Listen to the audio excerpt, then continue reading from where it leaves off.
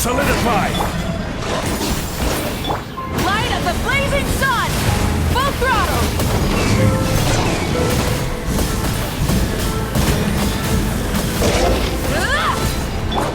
Will happen.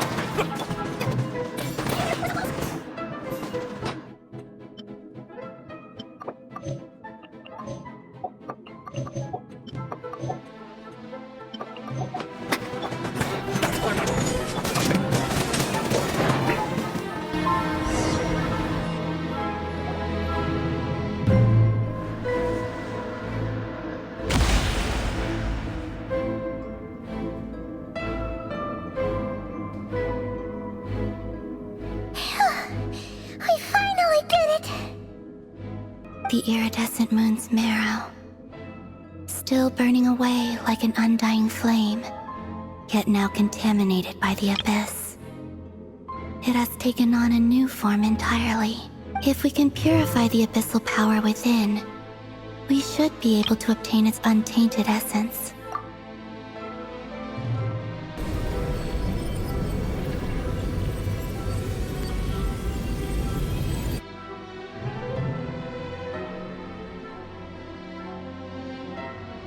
It's so cold.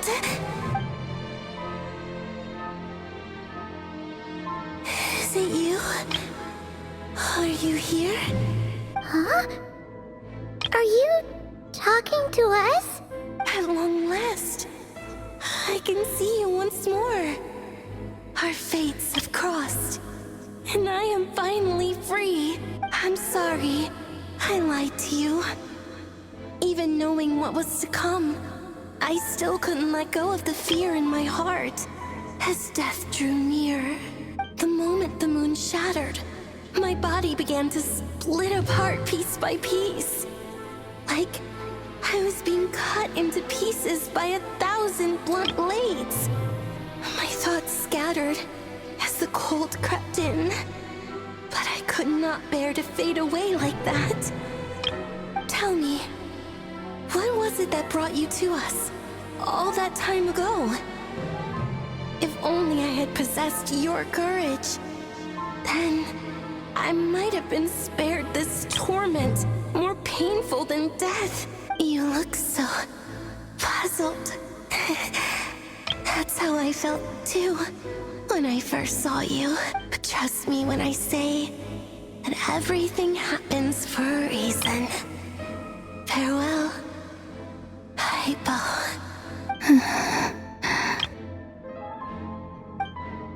What was that all about?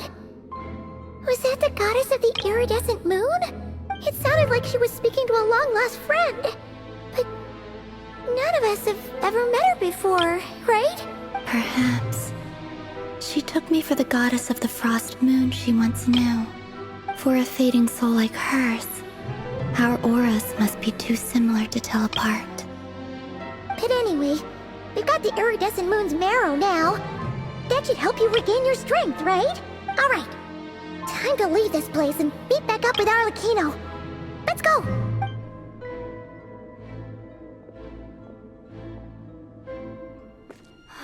That's odd. This place looks different than when we came in. Waning moon, Huh? oh lifeless damsel. Oh.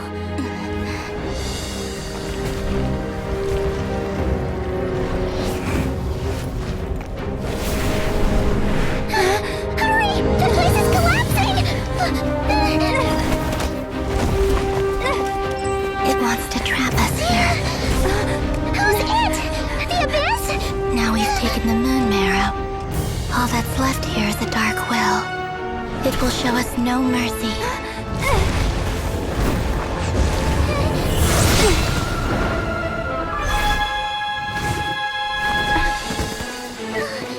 Give it back! The crimson moons! My marrow! My heart!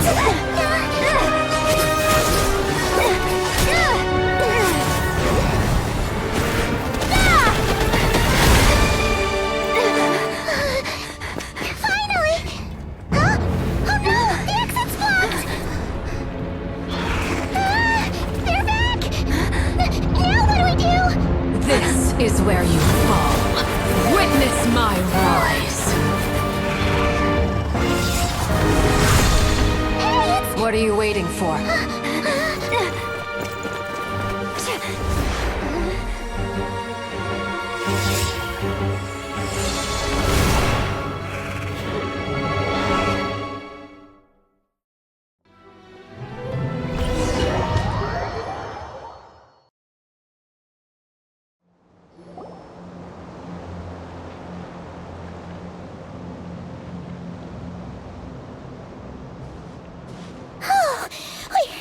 We made it! Was that you, Arlecchino? Did you save us? Wait, your hands! They're... Oh, this? Don't worry. It's a small price to pay. The Abyss wanted to trap you inside, and I defied its will by bringing you out. No wonder it's a little angry. No. I have paid the price, albeit a small one, and it cannot be undone. My hands have already fused with the Abyss. Purification would simply destroy whatever's left of them. But surely... Oh... We're so sorry, Arlecchino. Paimon can't believe you'd make a sacrifice like this for us. As much as I'd like to call it a favor, the truth is I was simply holding up my end of the deal. Well, Columbina. Yes, you did your part. And as promised, I will leave the iridescent moon's marrow in your care. From this day forth, may the two worlds' flames burn ever more brightly.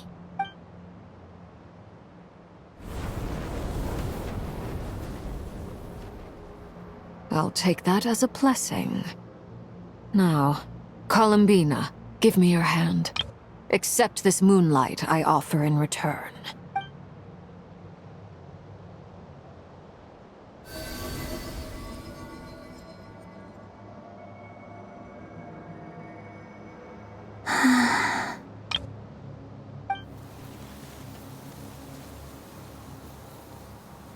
Feeling stronger? Hey, Columbina! Are you okay? I'm fine. Our powers are a little at odds, that's all. By the Frost Moon's authority alone, wielding the power of the other moons was always going to be a stretch. Still, I think it's fair to say that your strength has returned.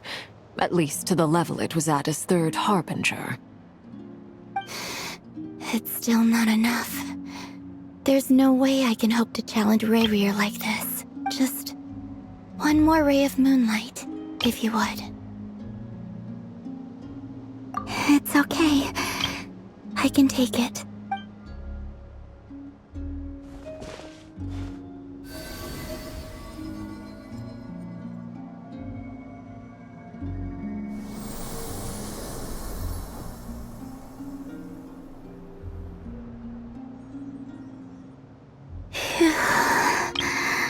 How about now? Fighting fit? At the very least, I won't have to stay hidden like before. I want to see him gone from Not Cry. The Raizel of Solnari and his wild hunt must be sent back where they belong. Well, it's good to have something to aim for. You certainly seem more alive now than you did earlier. When I first met you, you didn't strike me as a ray of moonlight. More like a wisp of fog drifting in from who knows where, ready to scatter at the first sign of a breeze. But now, you're full of vitality. Just like the Frost Moon, once the brightest of them all. May you keep shining, Columbina. This is who you are. Thank you. Look after yourself too, Arlecchino. I know you have plans of your own, and that's why you're always seeking to grow stronger. But whatever you're after, don't let the Abyss take a hold of you. I do not wish to see you go down the same path as Raizel. I appreciate the concern, Columbina. Although perhaps it's time you took a new name. A new name? Kutar, the Moon Maiden, Columbina, they're nothing more than code names. They describe who she is and the roles she's played, but they're not her real name. We often use code names in the House of the Hearth, too. But it's knowing your real name that keeps you grounded. Up till now, you've been living a wandering life, so you've probably never really cared. All I'll say is this. Once you've defeated Raizel, give it some thought. All right, that's it from me. I'll get you back safely first, then go meet up with Sandrone. You're the best!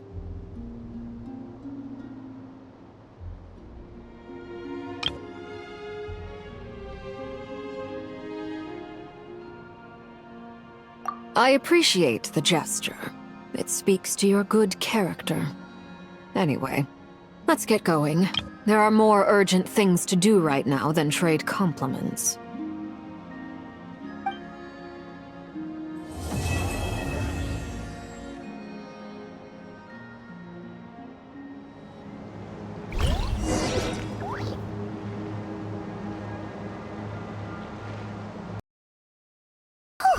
It was a close call, but we got the iridescent moon's marrow and restored Columbina's strength, and that's all that matters. In other words, mission accomplished. Paimon wonders how everyone else is doing. Yeah.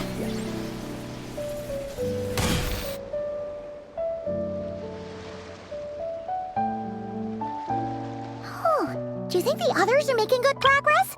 Hope it's all going smoothly. Oh, hey look! They made it back as well! Flintz! Lalma! How did it all go? All is well, thank you.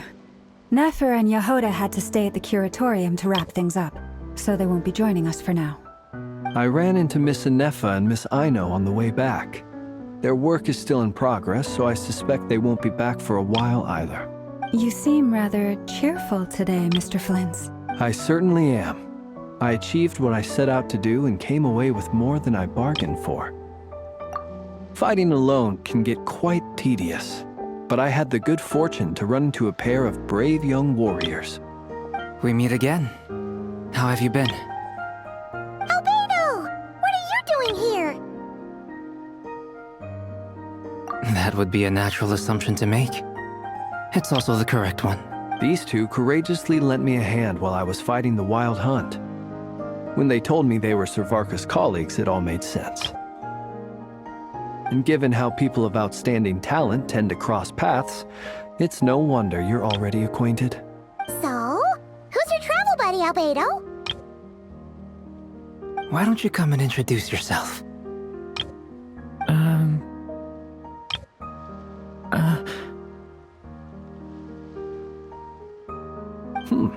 A gentleman of few words, I see. And a rather stern countenance. I presumed you were acquainted with him. Is that not the case? It's nice to meet you. Again. We've technically met before. Wait a sec! You're Minnie Durin! That's right. It's me. I'm glad to see you again. By the way, he says it's okay if you drop the mini. Yeah, I'm not as mini as I used to be. Interesting, isn't it? The first step towards blending into human society appears to be reflecting on whether one's name really reflects who they are.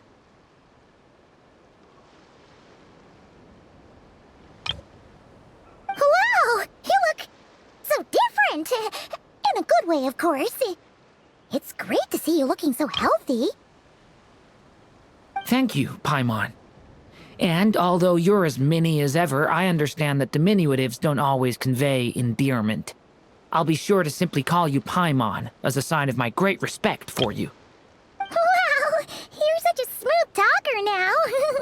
Paimon could get used to this. From now on, you may refer to her as your esteemed guide, Paimon. Personally, I think our little Paimon is the perfect size. When people call her Little Paimon, It's just because she's so adorable that they can't help themselves. If that's not a sign of endearment, what is? You're absolutely right, Miss Lauma. My brother still has a long road ahead of him when it comes to understanding human relationships. Anyway, speaking of long journeys, didn't Columbina, leave with you? How come she isn't back yet? She's been catching up with old friends. Wouldn't be surprised if she stopped for a cup of tea or 10 on the way back. Uh-oh. People are talking about me. Hope it's nothing negative. Judging from your expressions, I'm guessing it all went well? It's getting crowded here. I'll go grab some chairs. No need. This is a job for an alchemist. I'll whip some up momentarily. Thank you for your hospitality, ladies and gentlemen, but I was merely escorting my friends back. I'll be meeting Zandrone shortly, as we still have some things to discuss. It's been a pleasure, everyone. But this is where I'll say goodbye. We really appreciate your help. Oh, come on. Spare the formalities. I'm just glad I could help out some true friends. I understand. Well, bye for now, Harlequino. Oh, this place is hopping. It's probably a good thing one of us left. Otherwise, we might not fit all these people in. Are you saying we're about to run out of chairs? As a matter of fact, I am. Come on in and see for yourself.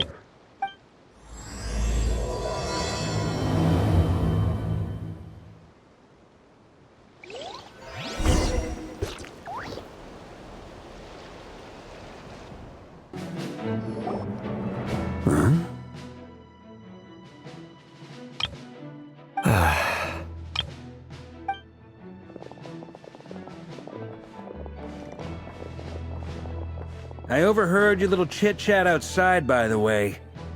With Miss Columbina's colleague gone, we should be back to the original crew plus the other colleagues I brought in. Though, it looks like we have another new face. Someone else managed to rope in a colleague too? Frankly, you and Paimon are the only people I know here. This here is Dainsleif, colleague of Teyvat's greatest guide, Paimon, and greatest adventurer, the Traveler. Well, not exactly colleagues, more sort of friends. When someone else jumps in to do the announcing, you know you're speaking to someone important. Let's hear what he has to say. Note to self. Once Paimon knows your name, the rest of the world will soon follow. When he comes looking for us, it's usually something important. Paimon's guessing you've heard about the Wild Hunt, then. From the looks of it, you're about to hold a meeting. If I were to say that the Wild Hunt is our mutual enemy, would that earn me a seat at the table?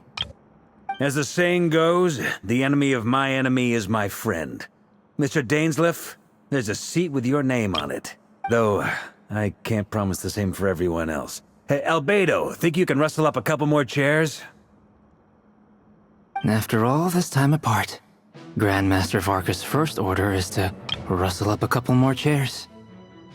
Is he being sarcastic? Hey, he's your brother. Why are you asking us? I've still got a lot to learn about the nuances of human conversation. Trying to decipher Albedo's way of speaking has been like jumping in at the deep end. Oh, good point. Paimon gets you now. Don't sweat it. There are people who go their whole lives without getting the hang of it. You're ahead of the game already.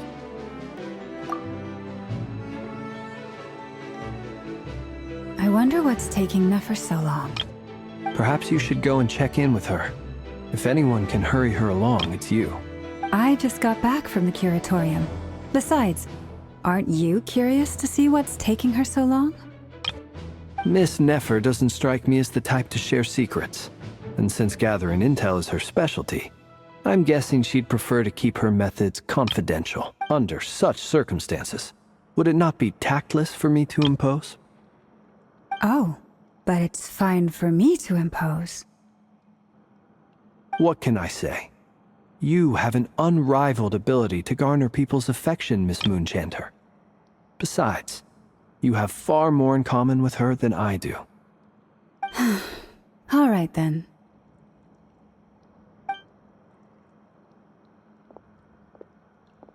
Impressive. She barely fought back at all. I admire your powers of persuasion, my friend. As I'm sure Miss Lauma will realize soon enough, the trick in life is to always pitch in with other people's responsibilities so that you can be selective with your own. Another trick is to simply hide in the background. Spoken like a true sage. Anyway, looks like we've got some time to kill before the meeting. Let's take a little breather, folks. And feel free to chat amongst yourselves. We'll get down to business once the other two arrive.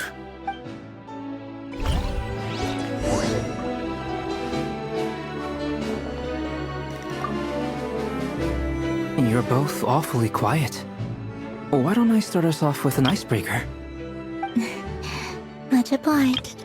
Have either of you ever had your portrait painted? If not, I'd be glad to help. That sounds like a lovely idea. You know how to paint, then? I dabble occasionally. He's an excellent painter. Table... I'm flattered. If I ever get the chance, I'd like to give it a try myself. I'll bear that in mind. Anyway, how about you, Durin? What sort of portrait would you prefer? Oh, I'd be fine with anything. Whatever style feels best to you. Very well. Then I'll play it by ear. You can replicate any style I want? I can try.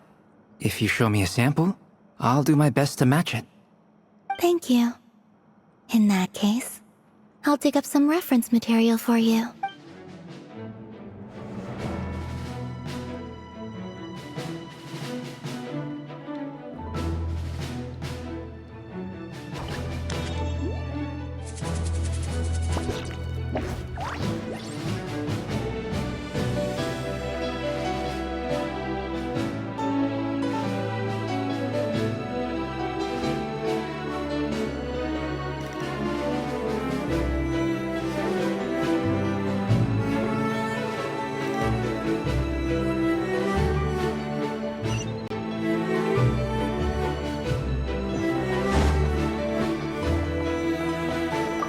Is there something you'd like to say to me? Yeah! For starters, why'd you just show up here without even giving us a heads up? If you think back to our previous interactions, you may recall that that's hardly out of character for me. You do have a point there. Oh yeah! You'll need to find somewhere to stay the night too, right? Want to tag along with us? You never know. We might get a group discount. Sure, let's do that. Great! Paimon will handle it! And in return, we can get Dainsliff to be our very own personal bodyguard. If that's what you had in mind, you should have said so sooner. I'd be happy to help. Oh, okay then. Paimon was only kidding, but good to know. Anyway, since we're all here together, we might as well watch each other's backs. That's just what friends do, right? Indeed. Thank you.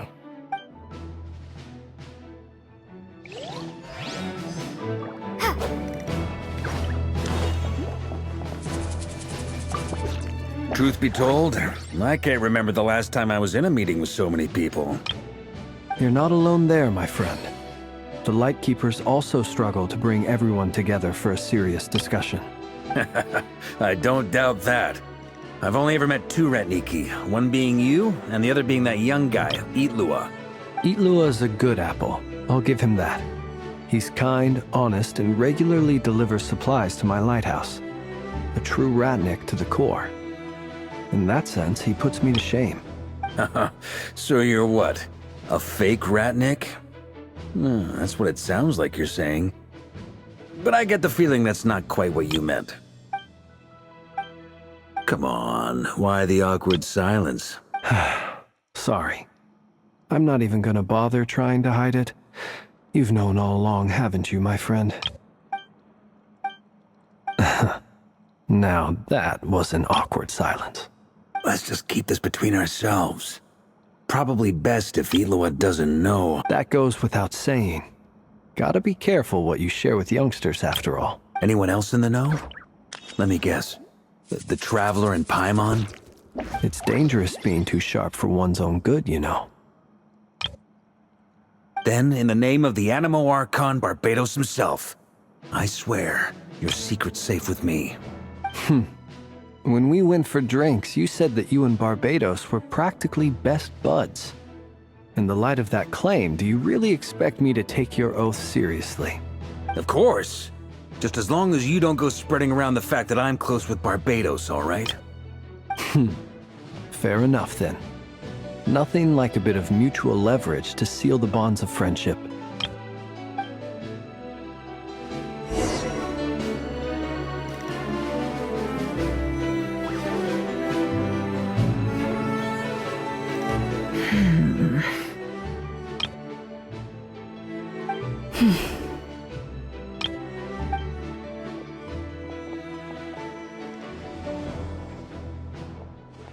Ah, Miss Nefer. You made it after all.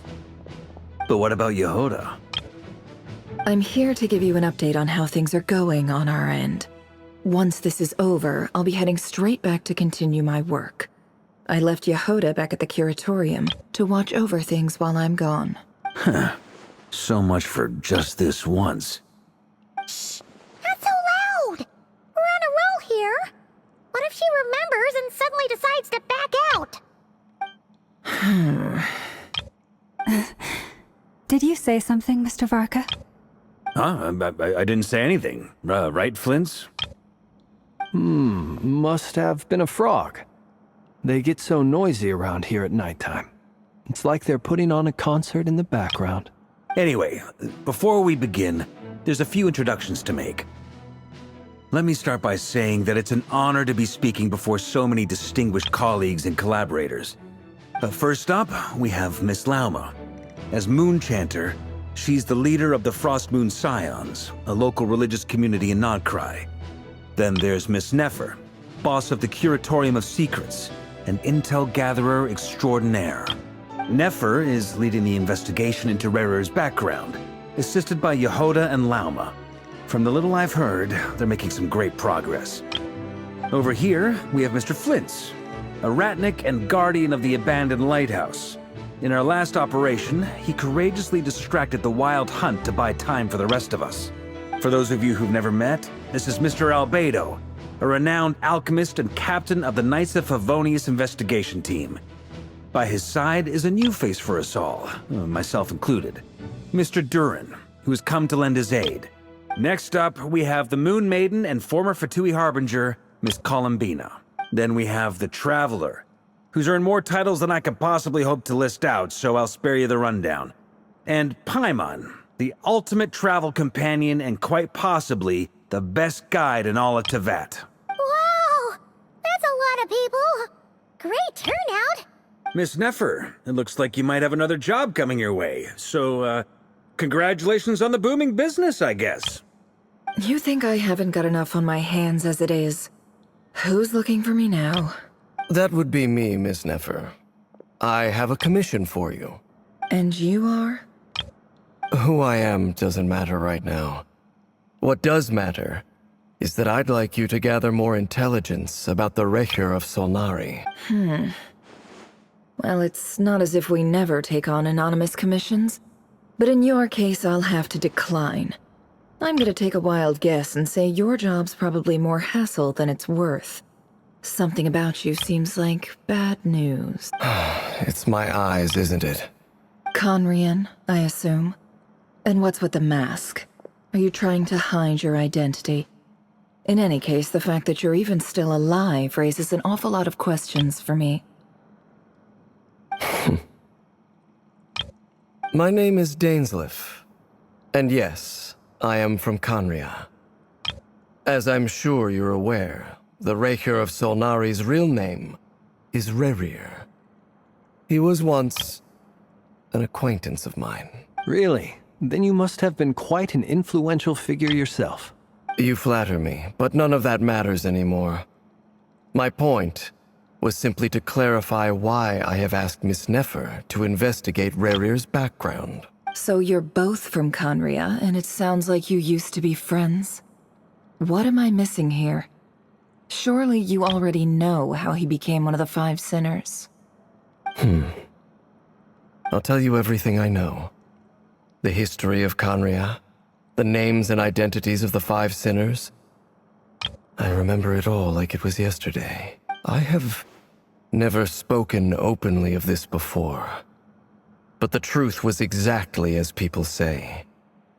The Five Sinners were each driven by their own desires, and it was by playing upon these that the Abyss tempted them to their fall, tearing khaenri'ah apart in the process.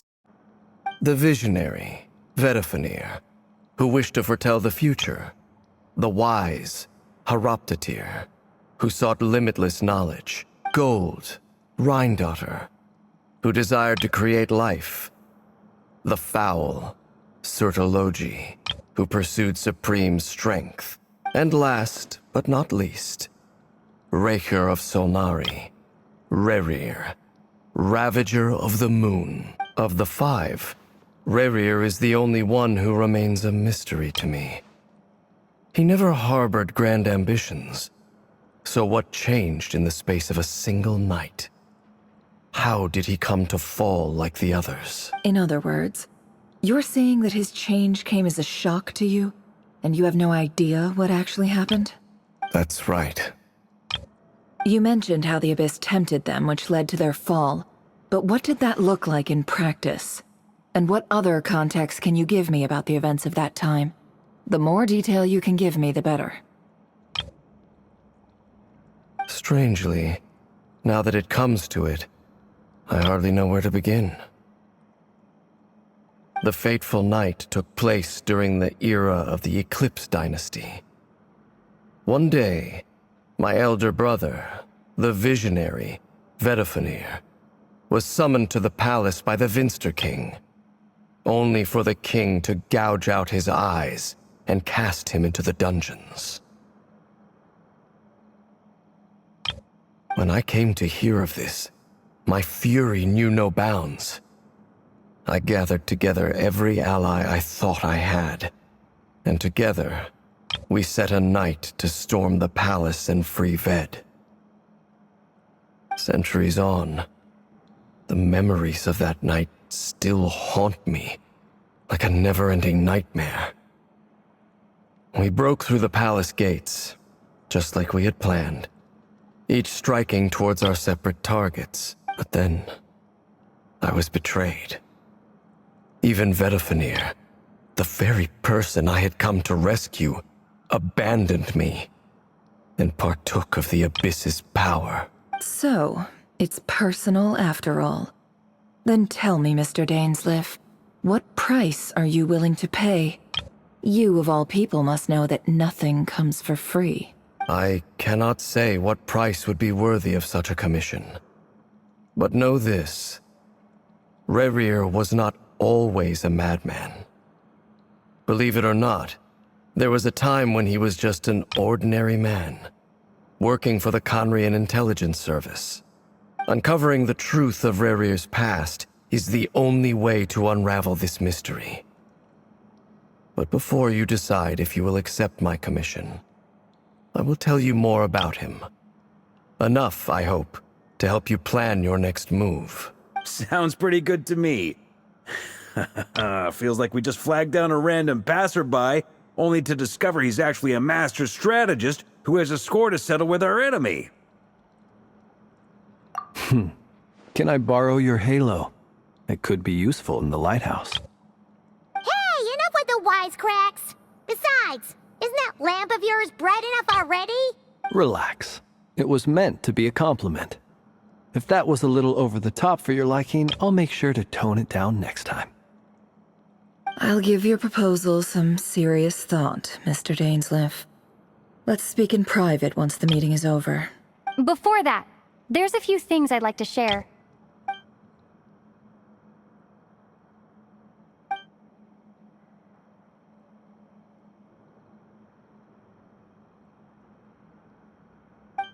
Now that we've united the hearts of the three moons, your power should be greatly enhanced. But it seems like that hasn't happened yet? I believe it will take a little longer. You've done so much for me, so I want to be completely honest with you all. Even though I'm doing a lot better now, the truth is, my recovery will likely be an ongoing process. From the moment I was born, my power has been slowly ebbing away. And that is because Tevat has never accepted me. Even with the moons united as one, it seems my rejection cannot be undone. So far, I have yet to find a solution. It may turn out to be a problem that will plague me until the day I finally leave this place behind. Even so, I will do everything in my power to help you drive out the Raizel of Solnari. As Arlecchino put it, this is not about chasing the spoils of victory. It's just a gesture of heartfelt gratitude. Kutar.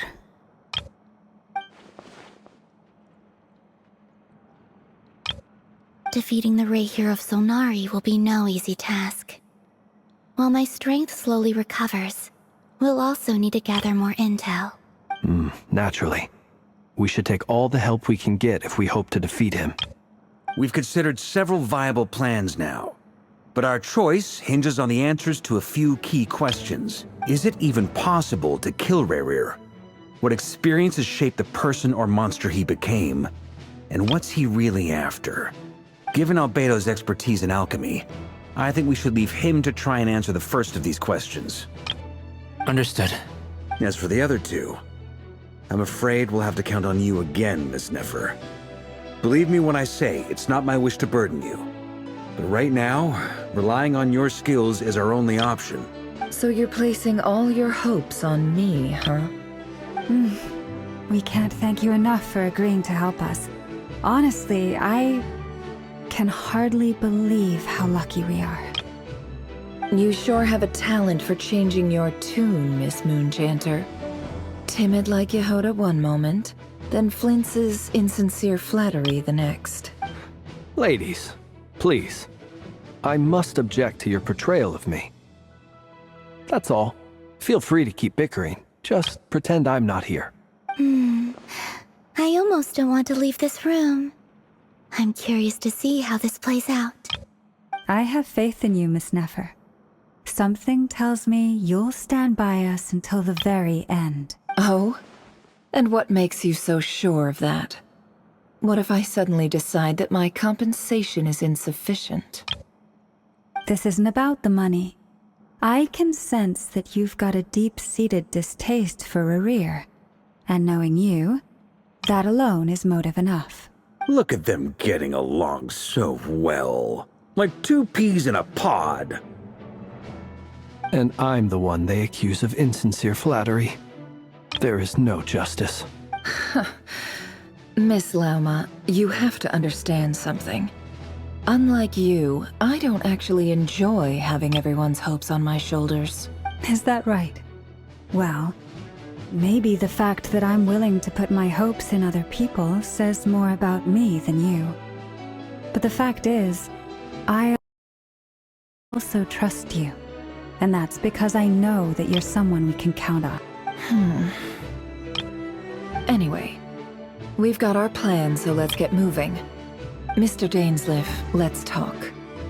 And Traveler, once we're finished, if you've nothing else planned, I'd like you to come with me. This whole experience is teaching me a lot.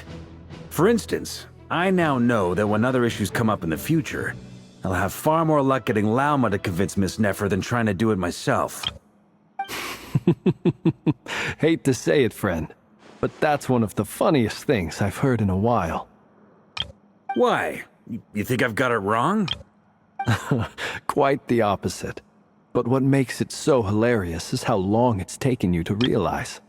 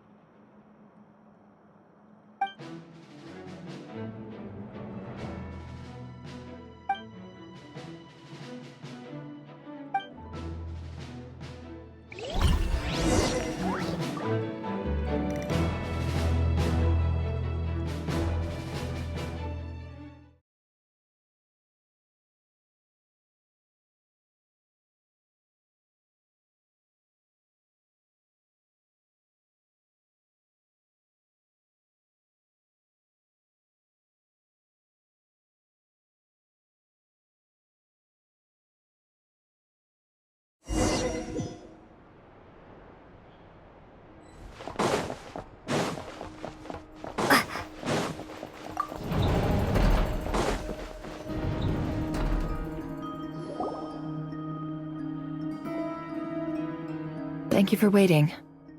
It's okay. We actually used the time to help Dainsleif get a room at the hotel. That's very considerate of you. Now, I trust you share my curiosity about Rarier's past, and you seem fairly familiar with Mr. Dainsleif already. We spoke at some length after the meeting. He was the one who suggested I should invite you to join this operation.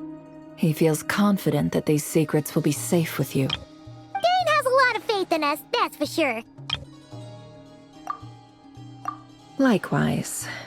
I appreciate that you got right on board without interrogating me about why I invited you. It shows that you trust me to explain everything in due course. That's because we know what you're capable of. We appreciate you too, Nefer. You might have been forced to help in the beginning, but this time, it was your choice. That's one way to put it. Another is this, that once a decision's been made, it's set in stone. After that, my only goal is to see it through. Alright, so here's how it is. I'm going to access Rarier's thoughts again using my confidential method. Now, I'm sure you've seen things like this before on your travels, so you're surely well aware of how dangerous it can be. The reason I've gathered you all here is to ensure my safety during the proceedings. I plan for us to enter the fragment of his consciousness together, and once inside, I will focus on searching for information. Think of this as a diving expedition into someone's brain.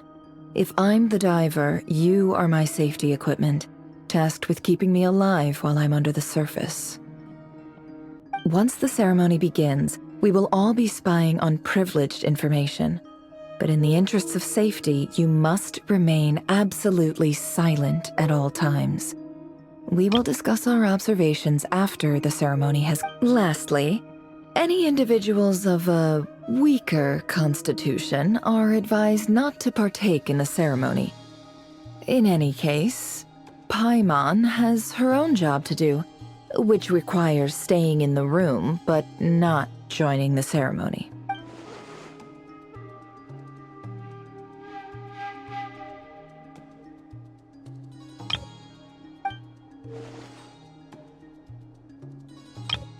Well, good luck, everyone. Sounds like all Paimon can do is cross her fingers and root for you guys. There's a little more to it than that. I was being serious when I said you have a job to do.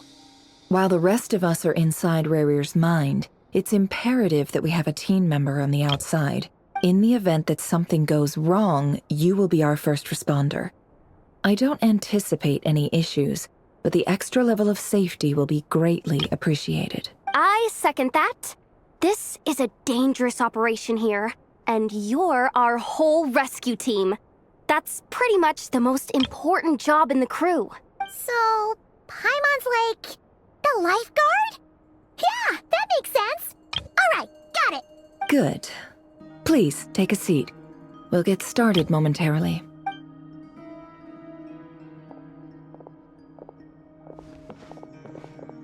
So, did Mr. Dainsleif tell you anything else? He told me that he believes Rarier kept some big secrets in his life. He's not sure that they were the cause of his eventual downfall, but he's asked me to uncover what those secrets were all the same. But surely you're not planning to go through with this, no matter the cost. If you think that, you'd be overestimating me. I'm a businesswoman, not a mercenary. But I do have my own professional reasons for taking this job. You think I'd turn down the opportunity to get a first-hand glimpse into khaenri'ah history? No chance. Well, as long as you don't let morbid curiosity get in the way of safety concerns, we're good. We'll do whatever we can to help you. You're such a killjoy.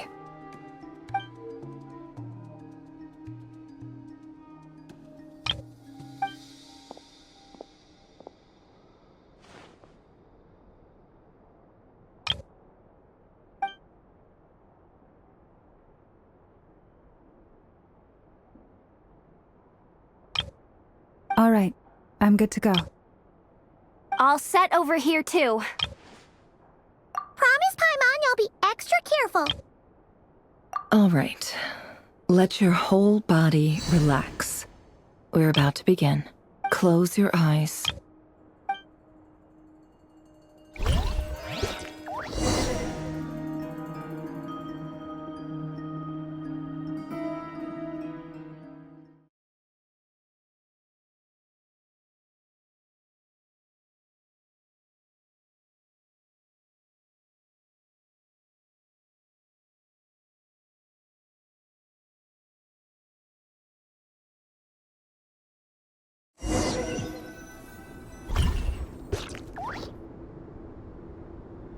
Phew. Could this be his office? Pretty standard setup. Bookshelves, paperwork, files. According to Dainsleif, Raizel used to be an intelligence operative. Chances are there's plenty of top secret intel stashed away in this room.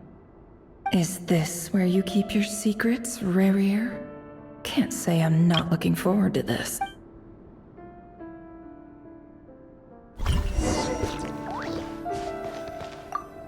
He looks even gloomier than last time. I wonder what's changed.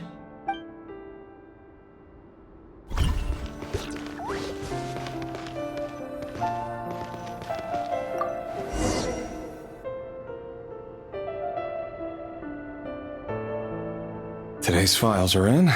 Time to wade through them just like usual. Male, 51. Occupation, cook. Confirmed Crimson Moon descendant. Has maintained frequent contact with other descendants over the past year. Poses a threat to the dynasty. Neutralized on...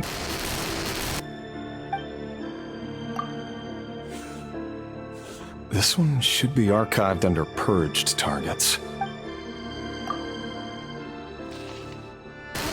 Female, 23. Occupation, office clerk. Confirmed Crimson Moon descendant. Has maintained frequent contact with other descendants over the past year. Poses a threat to the dynasty. Neutralized on... Another one for purged targets. Sounds like she was that other man's daughter. Never mind. What's it got to do with me?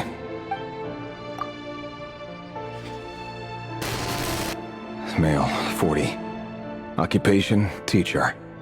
Confirmed Crimson Moon descendant. Has been observed making contact with other descendants during the past year. Poses a threat to the dynasty. Neutralized on... Just another nobody for the archive. Come to think of it, I remember surveilling this man. A case like his never would have been considered a priority in the past. Huh. He barely even interacted with other Crimson Moon descendants.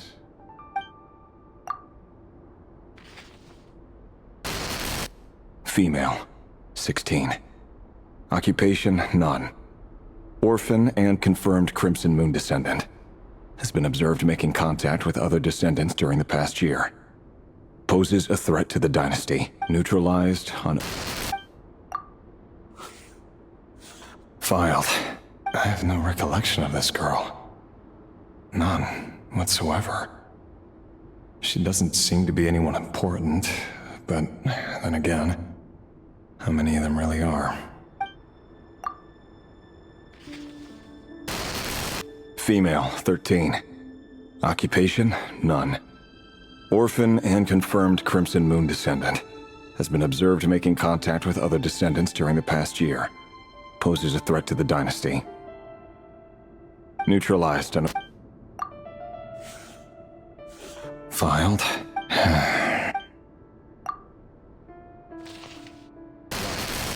Male, 11. Occupation, none. Orphan and confirmed Crimson Moon descendant. Neutralized on...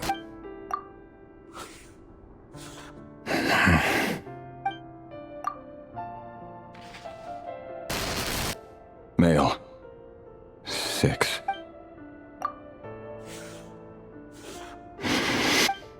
It's funny, isn't it? Your job is becoming both harder and easier at the same time, depending on how you look at it. Sooner or later, the Crimson Moon descendants will be completely wiped out. But as their numbers dwindle, they become harder and harder to track down. That's not how it is. Fortunately, however, most of the able-bodied adults have already been taken care of. The remaining weaklings will be increasingly easy to deal with. No! No. My job is to ensure the survival of the Eclipse Dynasty. And the only way to do that is by eliminating any and all potential threats. It's a perfectly legitimate line of work. Every single one of my colleagues can attest to my fairness. And if my friends were aware of the facts, I know they'd back me up too. Assuming, of course, that they were aware of all the facts.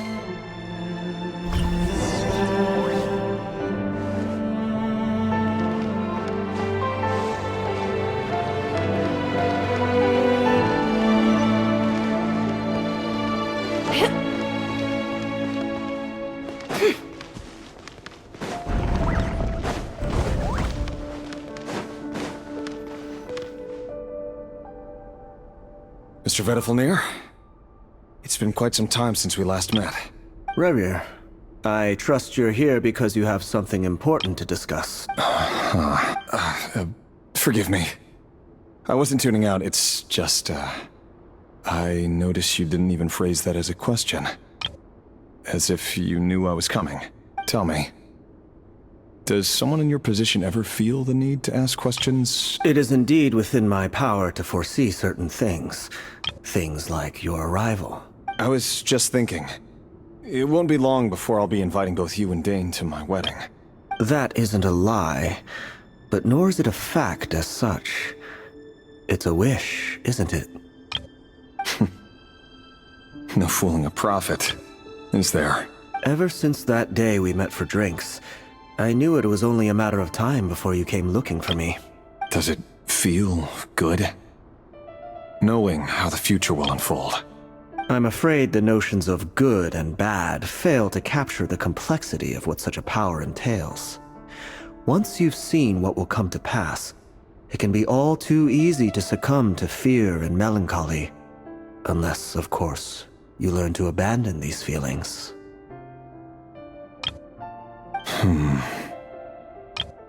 You fear my silence, and long to hear the words I left unspoken that day. That's right. You must have noticed my reluctance to broach the subject. And the reason is simple.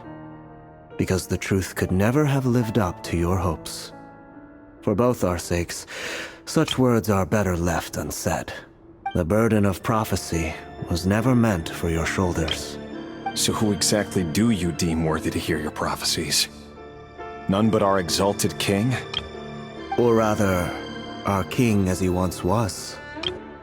You're closer to his majesty than I am. You must know better than anyone how much he's changed. You say that as though it is to my benefit. Yet precisely because of that, I dare not speak rashly. A king can turn out to be the most virtuous of rulers, or a tyrant more terrible than the most vicious of dragons. You are so wise and far-sighted, yet still you would have me live in fear of the unknown? You make a fair point. Especially given my silence alone was all it took to send you spiraling downwards. Very well then. Let me offer you some advice. And I say this not as a prophet or a visionary, but simply as the brother of your friend. For many reasons, there is very little chance of your marriage ending in happiness. If happiness is what you seek, you should find another fiancé.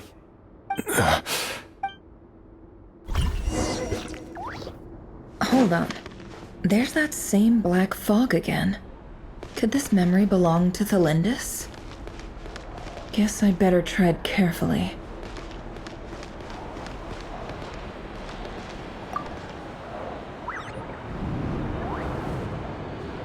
Wait. Hear me out. This time we finally got a clear look at his face and learned his true identity. His name is Raizel. and he claims to be one of the king's guards.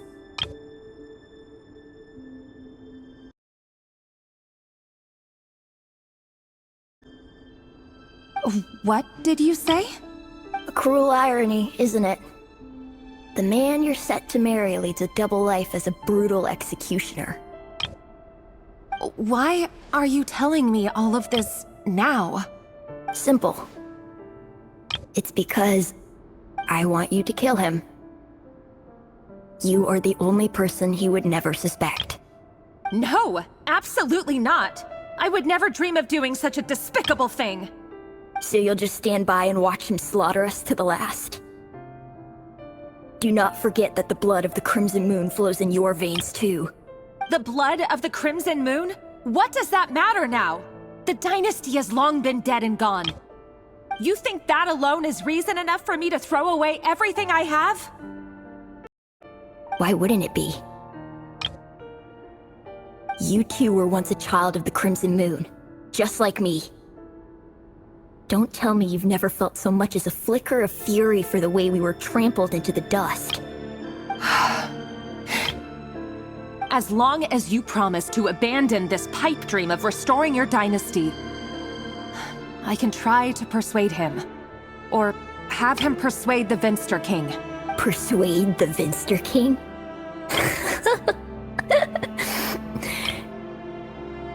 Do you even know why he's so obsessed with hunting us down? Why he keeps trying to force us to hand over our secrets? Over and over again? Or why we refuse to give up on restoring the dynasty? The Vinster King. A blind fool. His eyes clouded by powers from beyond this world. A petty little man with a miser's heart. And he dares to sit upon the throne? Mark my words. Sooner or later, khaenri'ah will fall. And it will be his doing. If you can't bring yourself to do it, so be it. Just you watch. It won't be long before calamity descends upon us all. The Raizel of Solnari.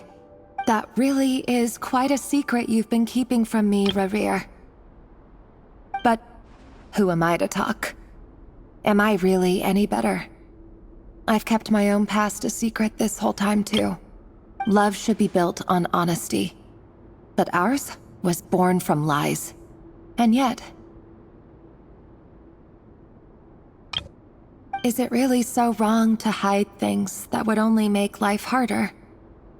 If we don't cover up the parts that no one else should see, how can we go on pretending to be normal? Vedifulnir must have known all this.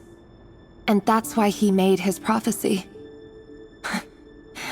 In the end, nothing stays hidden forever. But I won't just sit by and watch this disaster unfold. I'll do everything in my power to protect what I cannot afford to lose, no matter who I have to face.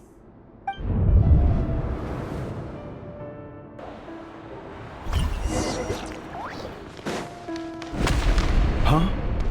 Was that Raizel who just walked past the window? Doesn't it give you the chills that he still takes the same road to work every day? As if nothing happened. Those people at the deli. Enough already. They're clearly pretty taken by their own disguises. Smile and play along.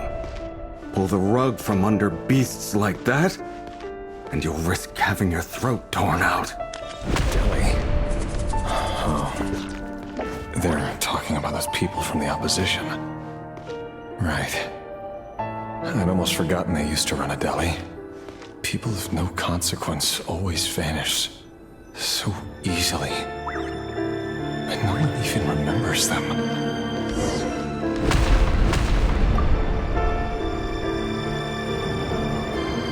But surely you can see he's not the man he pretends to be! So many have died already, and they say that the king's madness grows with each passing day. We're not going to survive this, are we? But why does it have to be this way? Do we really deserve to die just because of the blood that runs through our veins? Felindis, are you even listening? Sorry, Freether. My mind was off wandering. I heard you, though. You're talking about what Raizel said. He's just following the King's orders. He's a secret agent, and it's his job to hunt down rebels and dissidents. By the time you first met him, he'd already taken lives. Maybe he was using you from the very beginning. No. Raizel has no idea I have anything to do with the Crimson Moon. My family are only distant relatives of the main lineage, and besides, my eyes are perfectly ordinary. Truth be told, apart from my teacher, pretty much no one knows I have any connection to any of it. It's been a long time since my family severed ties. But as Orlog said, who could possibly talk sense into that raving lunatic of a king? No one. I'll work something out. Trust me, I'm with you all. But for now, you need to keep yourselves hidden. Don't let anyone find you, anyone at all. Don't forget that Raizel is an Eclipse operative. You need to be extra careful when he's around. And when I am too. For now, don't come looking for me. And if anything happens to me, just act like we've never met.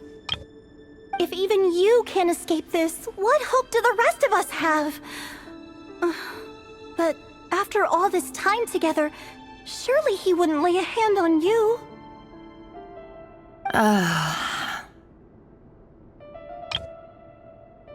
I won't speak in his defense, nor can I give you a clear answer to that question. But I'll do everything I can to put an end to this. Here, hold on to this. If an opportunity to escape presents itself, take it. You'll be glad you took some spare change. You call that change? But what about you?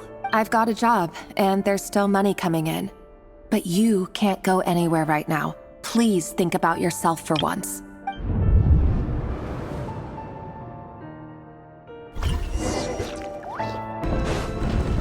Another day, another round of assassination training. Training ground is just beyond this hidden passageway.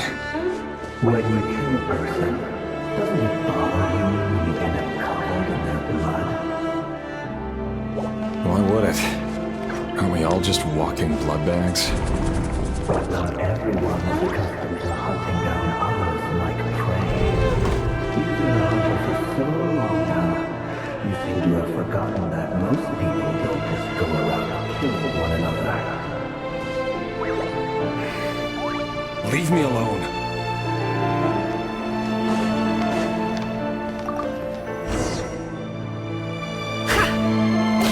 Make sure you have a firm grip on the handle. Then choose your angle well. Keep your movements light and brisk. And the prey won't sense a thing. I'll bet no one's ever died a quiet death at your hands.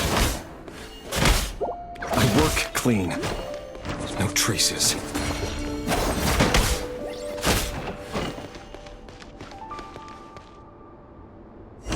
That doesn't make it open and above board, though. The king happens to need you right now. Or somebody who doesn't. That won't happen. These chains, ever since you found the spell of that power. In the beginning, he only had you take out a handful of the guilty. But now... For once, adults have always been guilty. And I've carried out my work flawlessly.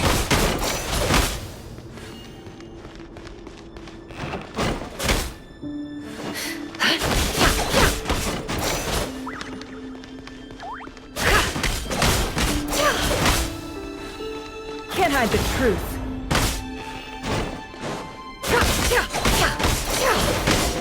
You know I horrendously accept your proposal, don't you? Was it because you didn't believe me? Or something else? Enough!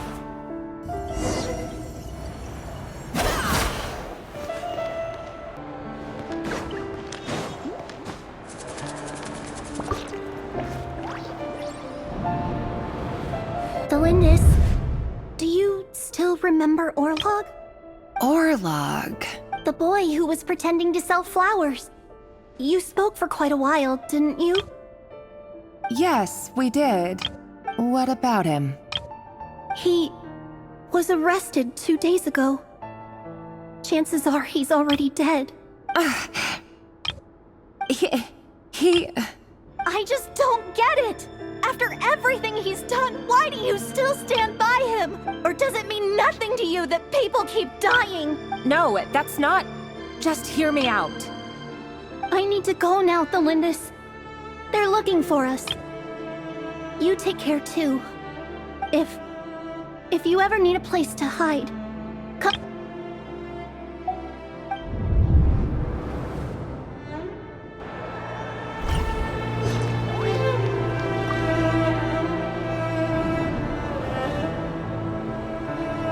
Author, Thelindis. Over the course of this week, the research object was subjected to interference for a total of 47 hours for experimental purposes. The results are as follows. All subjects of observation that were sent inside have now... The situation within is proving more problematic than anticipated. No progress whatsoever. What now?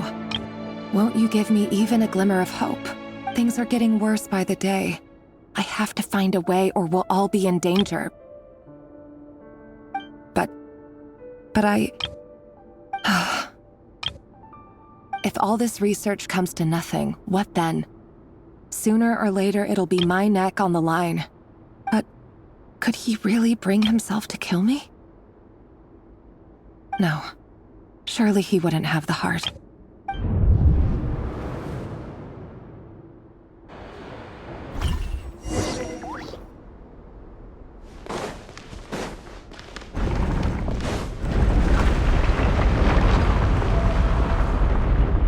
Why won't you just let us go? We don't even know each other. All we want is to live ordinary, peaceful lives. You want... to live?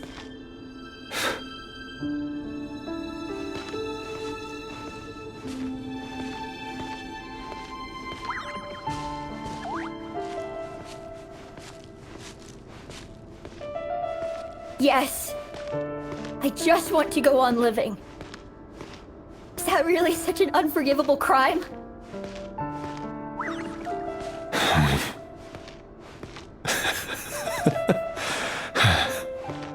You want to go on living. I want to keep living too. To keep living forever.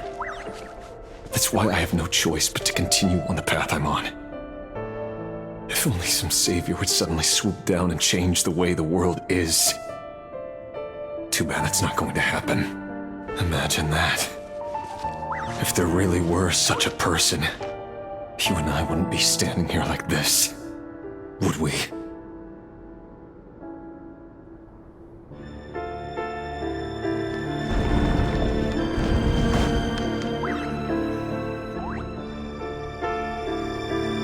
Today's files are in.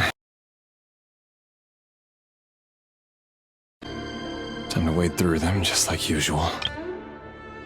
No, I don't get tired of it. It's my job. And not only am I lucky to have it, I'm good at it too.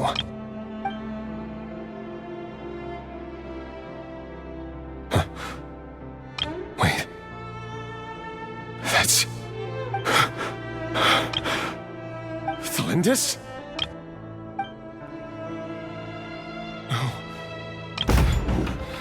No! No!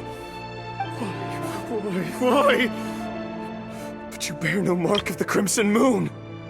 How could you possibly have anything to do with them? It cannot be! A diluted bloodline. Carefully concealed. I see it now. You've been living in the shadows just like me. What a fool I've been. Numbing myself with talk of justice. Even imagining my friends would back me up. But in the end, Irminsul. Finster King! How far are you going to take this? From the direct bloodline to secondary offshoots? And then what? today it's the descendants of the Crimson Moon, who will it be tomorrow? Will you not rest until everyone down here is dead? No. This cannot go on. This is where it ends.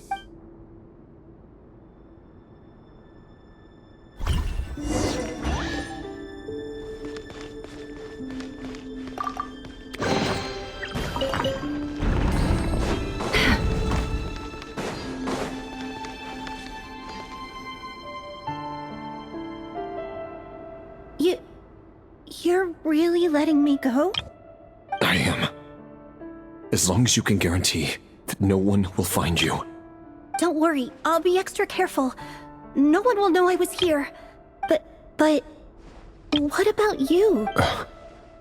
Me? If you let me go, you won't be able to complete your mission, will you? Good point. In that case, maybe you should stay. No, please! I just want to see the outside world again. Go on living? Yes. I know you're a man of your word. So please, just let me go. If I let you leave, what will become of me? Just kidding. Go. But remember, don't let anyone know you were caught. We'll be seeing each other again very soon if you do. Even shadows in the dark must live by a code. But you can't save everyone. You've been whispering in my ear for days now, Vedifalnir. What are you trying to do? Break me down? I only say this because you long for an answer to your problems. Let her go, Raizel, or you risk losing everything. I will not abandon Thalindis. Then you'll need a little more vigilance and a lot more power. The world is changing, Raizel. Keep your eyes peeled for your moment of opportunity. That voice used to be so unclear, but now I know exactly whose it is. It's Vedifalnir. He won't tell me how to actually resolve any of this, but he keeps trying to manipulate me like a puppet. What's his game here? Tell me then. What will this moment of opportunity look like? And no answer. He's like a ghost. Always disturbing me when I'm on edge, but never answering when I need him most. So, the Eclipse Dynasty was purging, well, massacring the descendants of the Crimson Moon. And it seems like it was all connected to the Vinster King's research. The King's obsession with abyssal power left the future of khaenri'ah hanging in the balance. No wonder every aspect of Rarir's life was so unstable. And it looks like this Thalindis, Rarir's would-be fiancé, herself belonged to a sub-branch of the Crimson Moon Dynasty's It almost defies belief that a couple like them could hide the truth from each other for so long. If the Vinster King hadn't intervened in such a drastic way, they might have gone on deceiving each other for the rest of their lives. And why does Vedifalnir, Dainslif's older brother, keep talking in Rarir's head? This guy kept more secrets than I ever imagined. The human mind is like a vast desert of shifting sands. When you follow the flow of someone's memories, you only ever see the parts they're willing to let surface. Time for something a bit more creative. We've been inside Rarir's mind this whole time, building up a picture of his psyche. There's already enough clues on the board to start reading between the lines and mapping out the rest. Now, we can finally begin to put the pieces together. Sure, it'll only be a reconstruction, part simulation, part reasoning, but it's usually pretty accurate. Once we've built up a cognitive profile, we just need to cross-check the logic behind his actions. And then we'll be able to take a sneak peek at whatever it is that Rarir has really been hiding.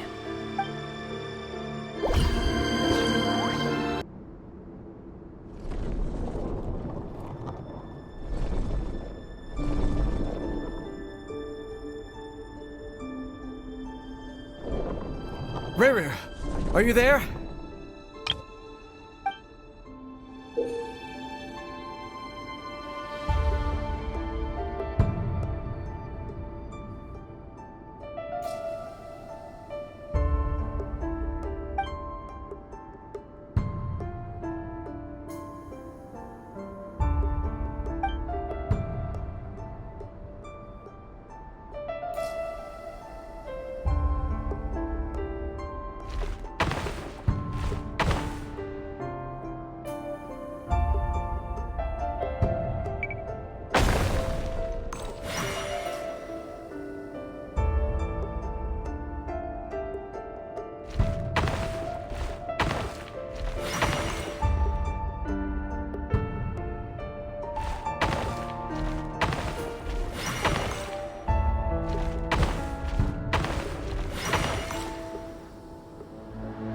Hey, Raizel! Come out, it's urgent! Dane? What's wrong? Quick, come with me. I'll explain everything once we've met up with the others. Okay. I'll come. But the Lindis is still over at the Universitas. I'll need to leave her a note. All right then, but make it quick. I've never seen Dane so worked up before. Whatever this is, it must be big trouble.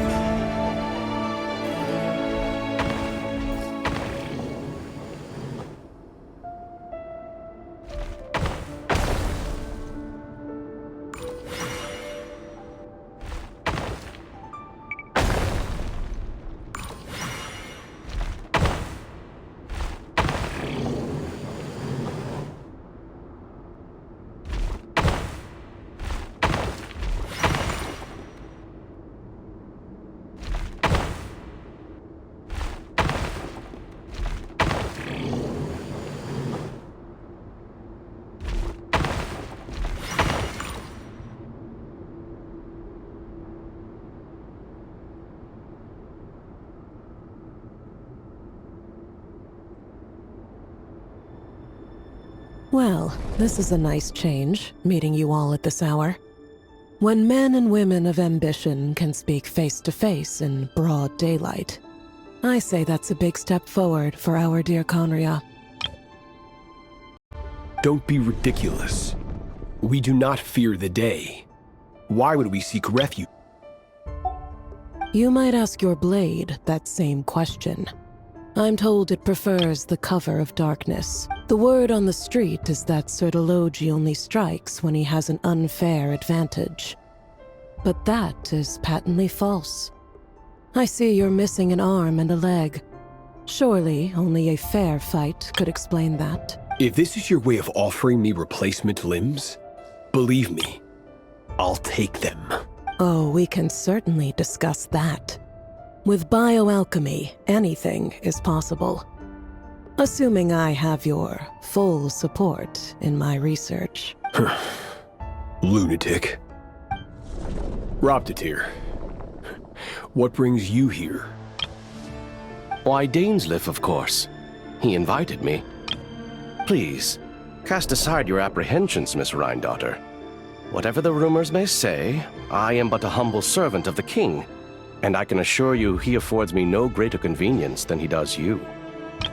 Well, the Universitas Magistrorum won't stop fawning over you, so at least some of the rumors must be true. You're clearly doing well for yourself, so drop the humble servant act. It endears you to no one. You're president of the Universitas Magistrorum, the chief royal mage known as the Wise by royal appointment, and by far the most favored among the 4 pillars of khaenri'ah. Vice President Veit doesn't even try to hide his envy when he sees you. My success is the product of hard work and good luck. It's as simple as that. Were the king not such an extremist, I hardly think I would have received a senior post at my age. Of course, no job is without its gripes. Serving a king like ours can be a challenging task, as I'm sure you can imagine. And as for Eftervit, in missing out on the presidency, he's dodged a mountain of stress. Like everything else in life, it comes with pros and cons. You're all here. I apologize for the short notice, but it was an emergency.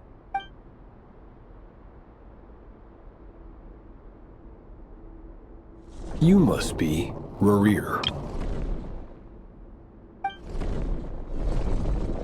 Mr. Sertologi. Yes, I handled your case file during your sentencing. Nothing personal, of course. I'm pleasantly surprised that you remember me. You're clearly a person of substance if you've been invited here. But Dainsleif, you'd better have a very good reason for convening this little gathering. It's my brother, Vedofenir. After he spoke at the court this morning, the king was so infuriated by his words that he had him blinded in both eyes and thrown in prison. Vedofenir in prison? Strange. I thought the king trusted him and Heroptatir more than anyone else in the world. Does this mean the king's circle of trust just got even smaller? It has nothing to do with trust. It's about what the king wants, which is as clear as day to anyone paying attention. I simply appease him, because it's in the best interests of the Universitas Magistrorum. And also because you're slimy. Vedofenir, perhaps less so. But still, a visionless visionary? It rather inclines me to think that qualifications are not what get you. Do you honestly think this is an important discussion to be having right now? Dane, what are you planning to do?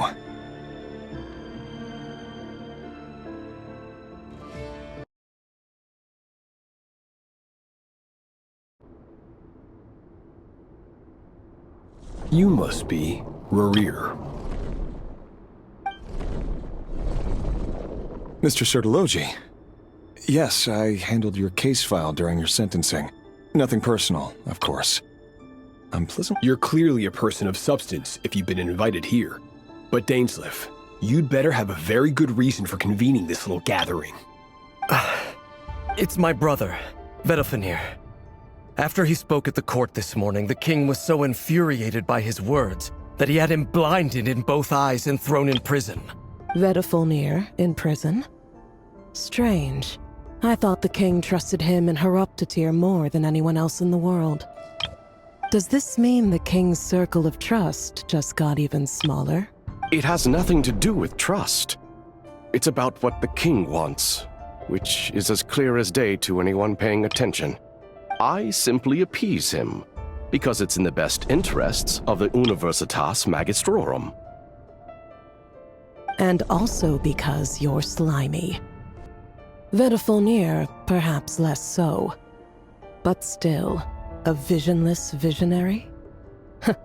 It rather inclines me to think that qualifications are not what get you ahead in khaenri'ah.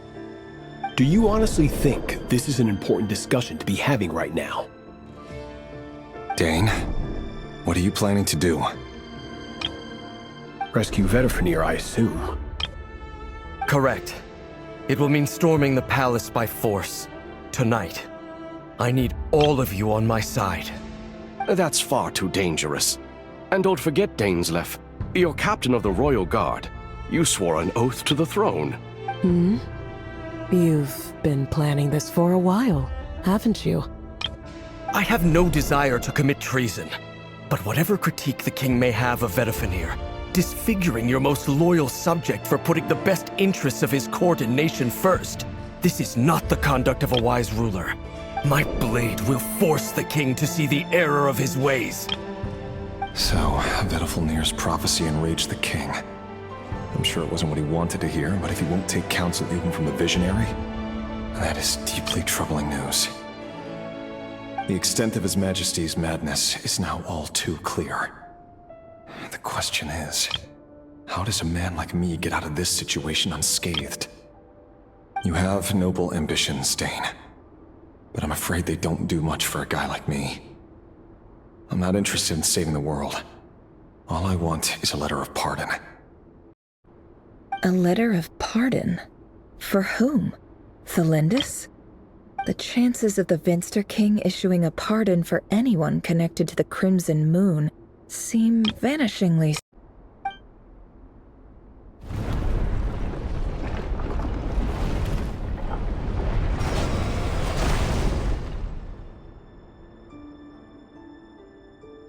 This black fog over the board must have some connection to Thelindis.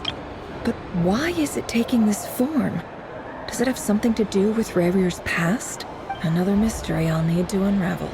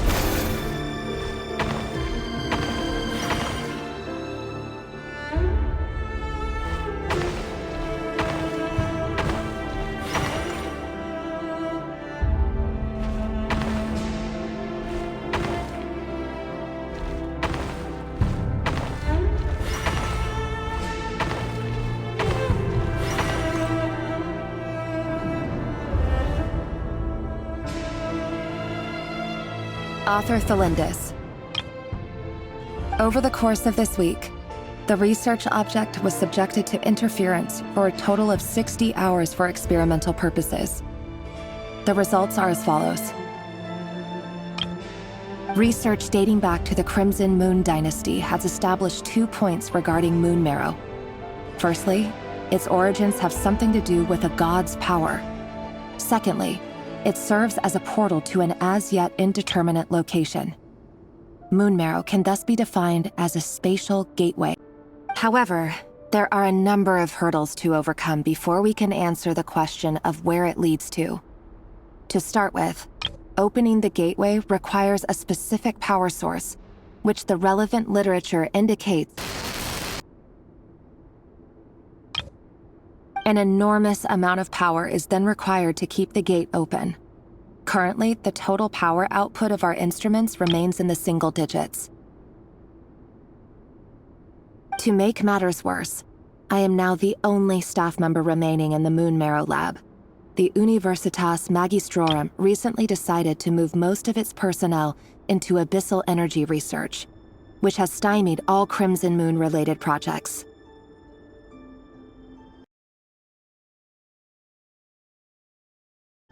This is not a wise move. I have always maintained that placing all our hopes in a single source of power is risky, especially one as poorly understood as this. As well as making ourselves overly reliant on a single resource, we are neglecting other promising technologies. I apologize if this comes across as disrespectful. But as a Moon Marrow researcher, I desperately want to see the world beyond the gateway. If we really made it there one day, what would we find? And how would we go about taming the unknown? My imagination is endlessly fueled by questions such as these.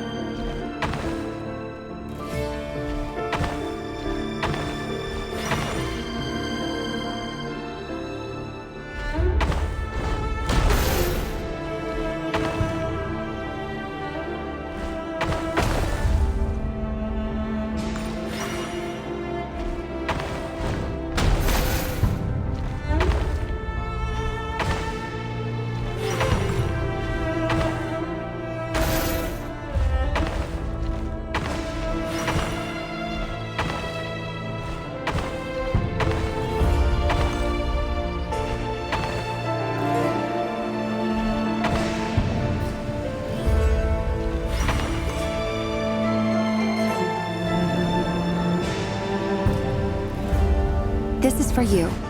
I heard you're gonna leave the city with your parents. Delindis, did you hear about what happened? I've heard nothing. Raizel got back very late last Friday, and he was acting a little unusual, but he slept pretty well, so I'm guessing whatever he did was a good deed. You never saw him, and I don't know what he did. And this conversation never happened. You understand? What if he finds out that you pried into his secrets? Don't be silly. I don't know what secrets he does or doesn't have. All I know is he's just a normal guy who happens to run some errands for the king. Are you scared of him? I don't know. The Raizel I know doesn't match the person you all describe. Logically, I should be scared of him. And yet, I don't want to lose him. But enough about that. You should get going, and be careful with the package I gave you. Keep it secret. Keep it safe. What's in it? A piece of the moon. All you need to know is that as long as you keep it safe, then in the future, everyone will be able to see a red moon. A red moon? You mean our moon? That's right. Our moon. Promise me you'll look after it. I promise, Delindis. The Crimson Moon bloodline will never die out. Its light, the color of blood, will become like a fire that flows in our veins. No matter how long it takes.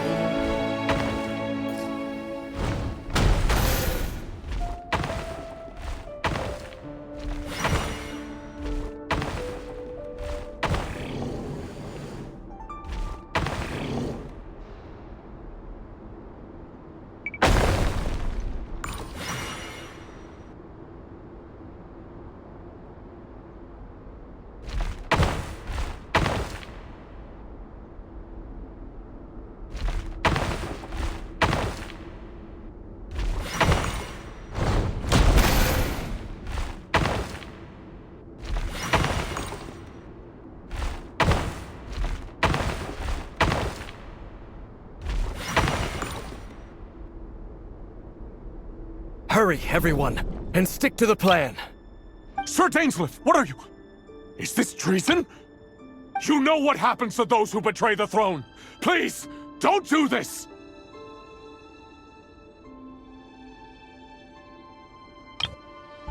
It is the king himself who has betrayed the throne. He has betrayed all of khaenri'ah. If you have any love left for justice in your heart, you should join me. It's showtime. Dane and his group will handle the troops in the palace. Then Hraptatir and Reindotter will disarm the security measures.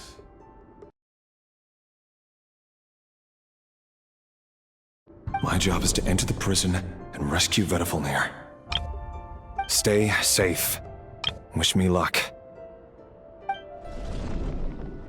Look after my brother.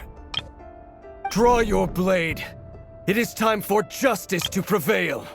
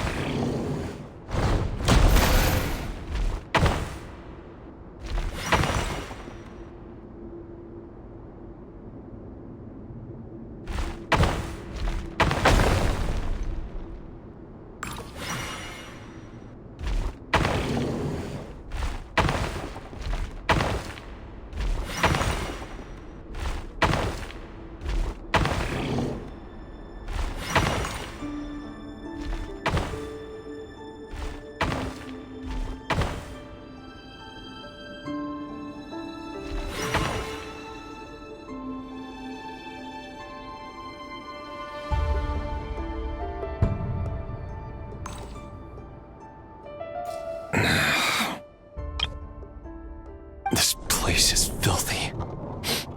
And the smell is abominable. Clearly, the king doesn't allow his prisoners a single shred of dignity. This is dire. Found you. Hello, Mr. Vedafilnir. It's you. Surprised? Oh, wait. I guess surprise isn't an emotion that prophets feel very often. I certainly felt some surprise in the moment when I was blinded. Surprise at the king's sheer ignorance. Surprise at just how unfairly this world responds to words of earnest remonstration. I'm curious. What did you prophesize this time? It wasn't a prophecy. It was a word of warning. Someone had to say it. The king has forsaken all reason in pursuit of his obsessions. I simply told him that if he continues on this path, khaenri'ah will surely fall.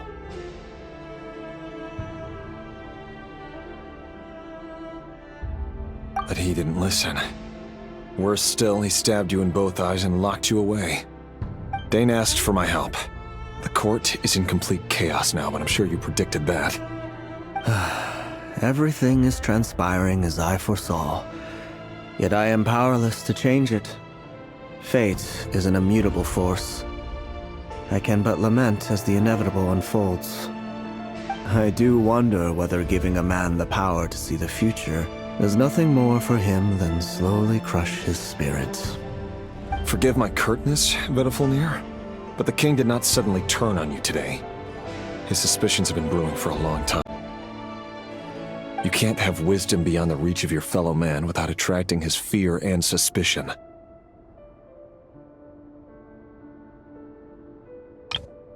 There are things the king does not want to see. So, he doesn't want you having visions of them either. He blinded you because he thought this would make the visions stop.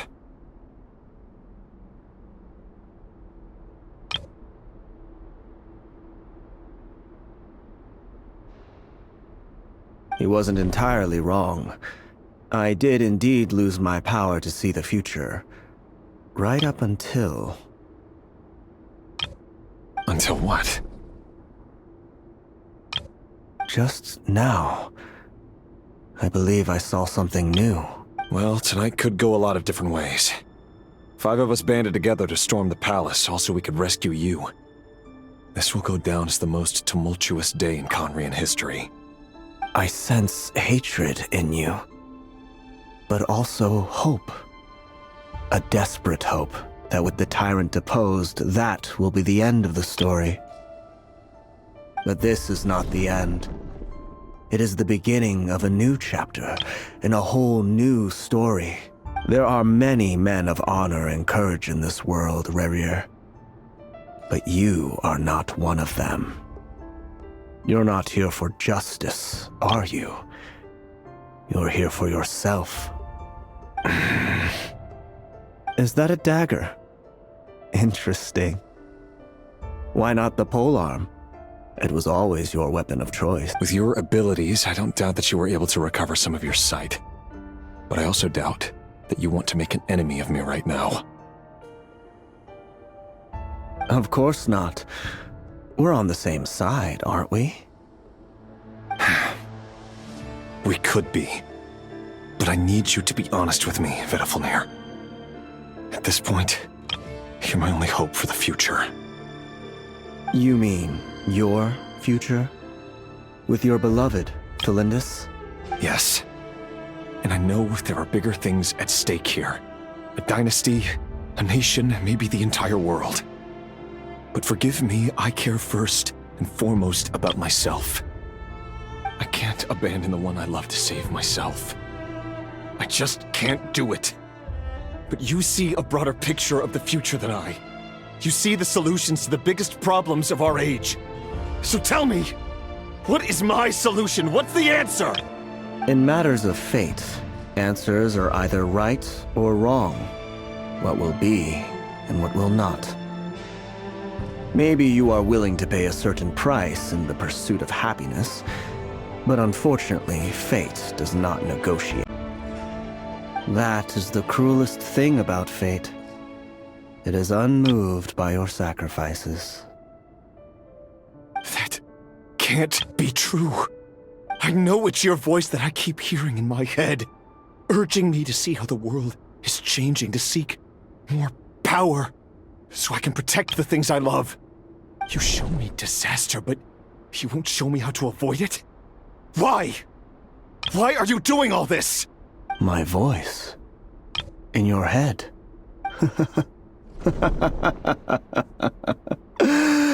So, you hear it too? The voice that steals your mind, gains your trust, and drives you crazy. It turns out that we are not so different, you and I. Vedafilnir just broke into the strangest smile I've ever seen in my life, as if he'd discovered some monumental secret. But then he suddenly switched to looking extremely weary. Very well then. My advice to you is as follows. You must persevere. Whatever trials and tribulations you may face, be steadfast in the belief that they are your path to the future. For as long as you live, your story with Thalindis shall not come to an end. That is the only chance you have of fighting back against fate.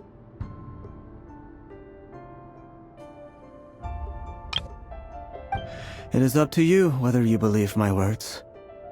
Regardless, that is all I will say on the matter. I have no right to intervene any further. I will hold you to your word. Thank you for setting me free. In return, I will tell you one more thing that you cannot afford to ignore. Just then, a strange wave of energy rippled through the city. We had no idea what it could mean. If I were you, I would head to the Universitas Magistrorum. The Universitas? Oh no! I'm sure we'll be seeing each other again very soon, Raizel. Whatever Vedifalnir said, I didn't catch it. I didn't even help him out of the prison. There was no time to lose.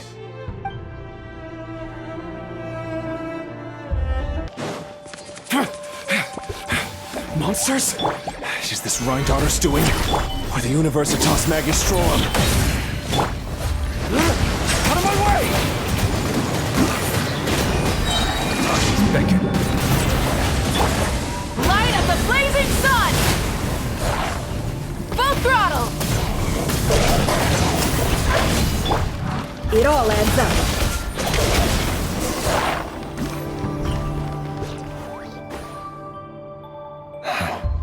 The Universitas.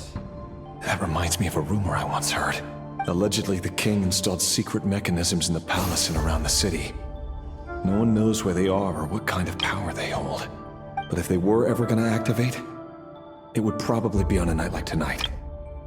Help! Help! Hold on! Don't let them anywhere near you! Save me! I can't! Ah! That sounded like an explosion. So, the rumor is true? The king really went through with it? What other means does the king have at his disposal? They must run on power from the Abyss. And given it's a major center of Abyss research, anyone over at the Universitas will be in grave danger. I have to hurry!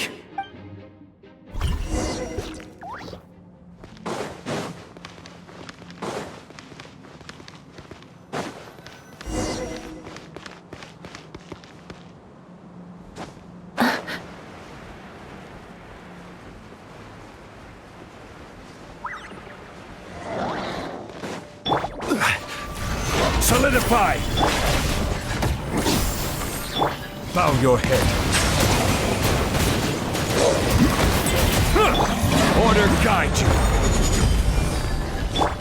No more lies. It all adds up. Stabilize. The mystery unravels.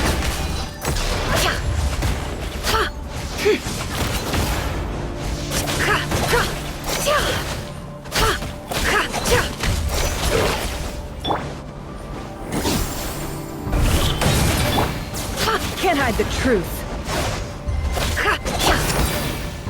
Pyroclastic surge!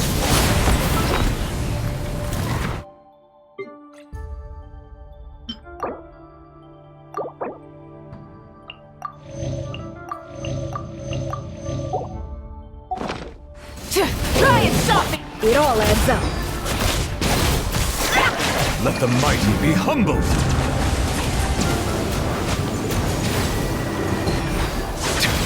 Can't hide the truth.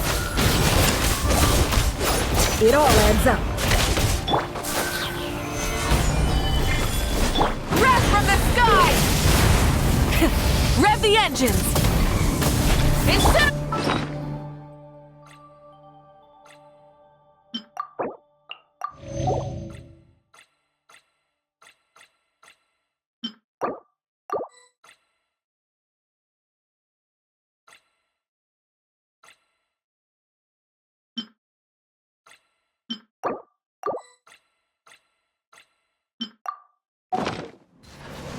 No more lies.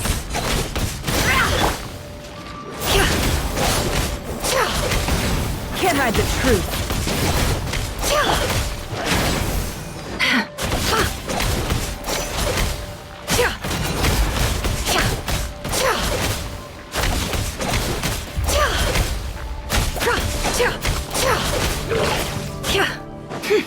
No more lies.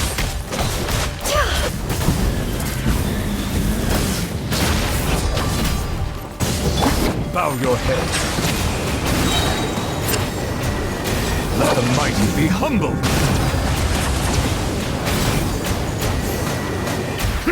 Pyroclastic surge! Silence!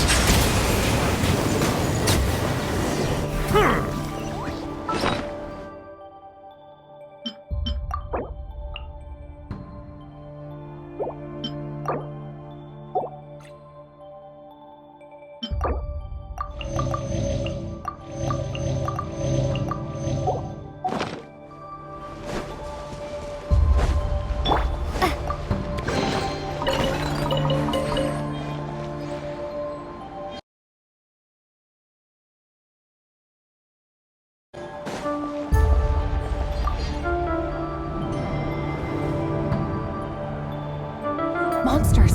At the Universitas Magistrorum? Why now? Oh no! They're coming! It's no use. The table won't hold out much longer. The weapons. Where are the weapons? Of course. All the lab equipment was upgraded after the inspection last week, but the new weapons haven't been allocated yet. I'm done for. Is anyone there? I need help! Ah! Stay back! Please stay back! Please!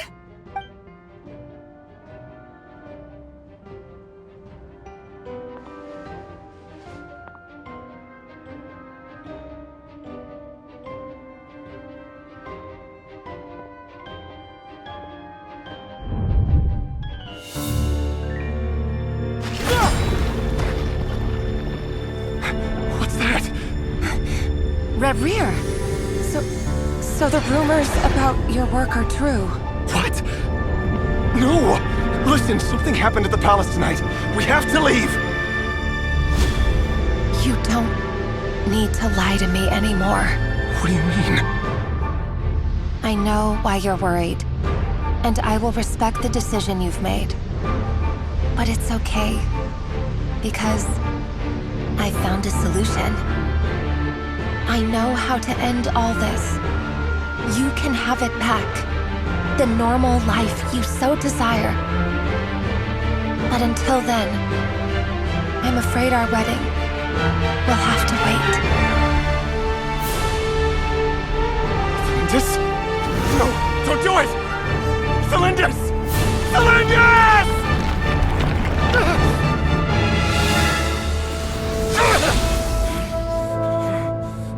I told you, Raizel. Let her go. You will find someone better. No, I won't do it! I have to save her! By what means exactly? A lowly pawn. You lack the power and the strength of will. Do you know a way? Tell me! Come to the palace. Join us.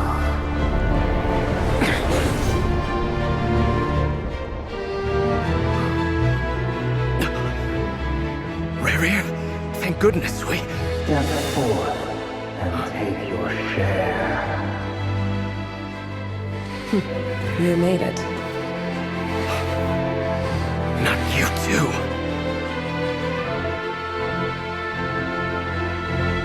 Hatred or grief, despair or desire. We all have our own.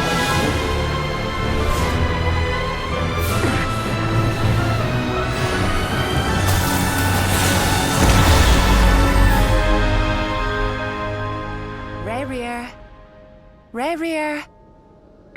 Celindus? Were you daydreaming?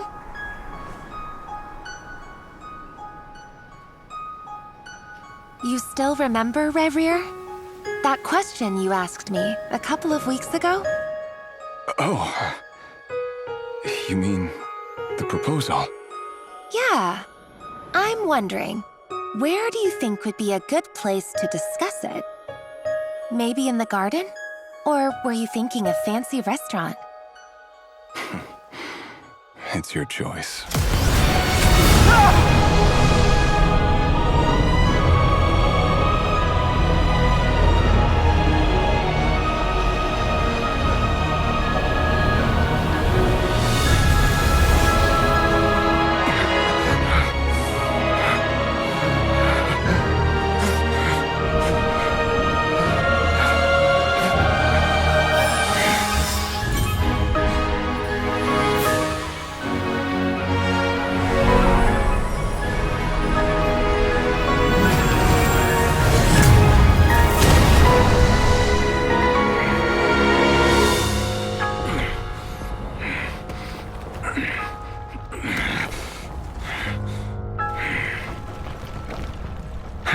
Find you. And then, you can give me your answer.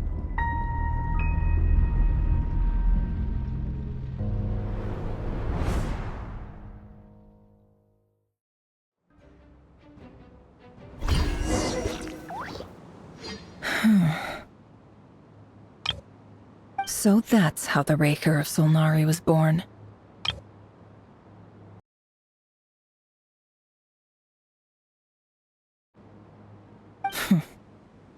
A monster created by circumstance is a monster all the same. Viewing other people's thoughts for too long can get uncomfortable. Right now, I'm feeling a strong sense of loathing. In a nutshell, the story of khaenri'ah is what happens when the truth falls by the wayside. Everyone tells little white lies, and before long, you have a huge pack of lies that destroys everything. Phew. Time to get back.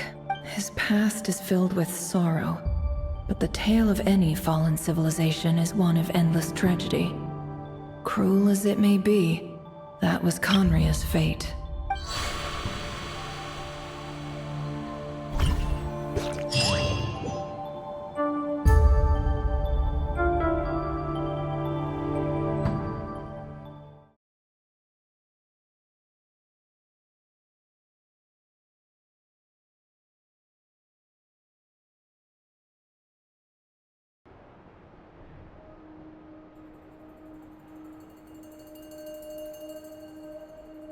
Everyone, I'm back.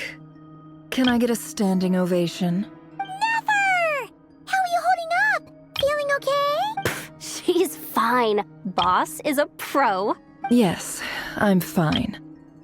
You will have seen the events of Rarir's life through my thoughts. It's now clear that he is just a regular nobody, driven by personal tragedy, as he said himself. I mostly agree.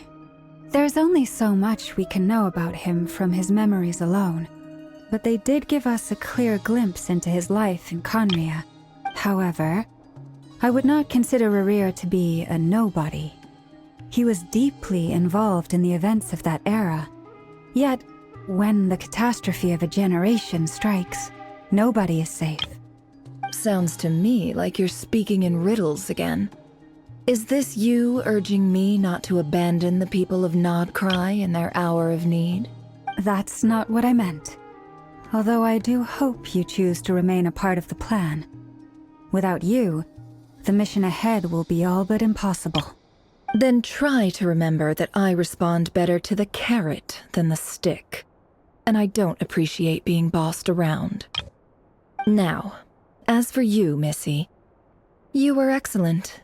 You stuck to the rules of the ceremony and kept your mouth shut the entire time. Bravo. Cool. So, can you fill me in on the deets now? Most of what I saw went right over my head. Patience. You'll hear the whole story, don't you worry. But let's meet up with the others first. It will save me narrating it twice. Yehoda? Yes, boss. Let me get that door for ya. That's more like it. For a moment there, I was worried you'd forgotten about the first clause of your employment contract. Forgive my curiosity, but what does the first clause say? It says I gotta do the annoying stuff that boss is too lazy to do for herself. Like opening the door, pouring the tea, yada yada. Is that right? If something is in the contract, it's because she willingly agreed to it. Rest assured that the Curatorium abides by the very strictest of labor policies. You don't seriously think I'm cruel enough to treat her like my slave. In any case, I've hardly shied away from my share of the work today. Hope I don't catch Flintz and Varka lounging about in their chairs, enjoying a leisurely cup of tea. There's nothing I dislike more than other people enjoying themselves while I'm hard at work.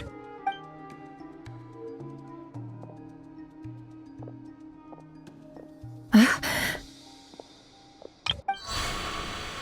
no.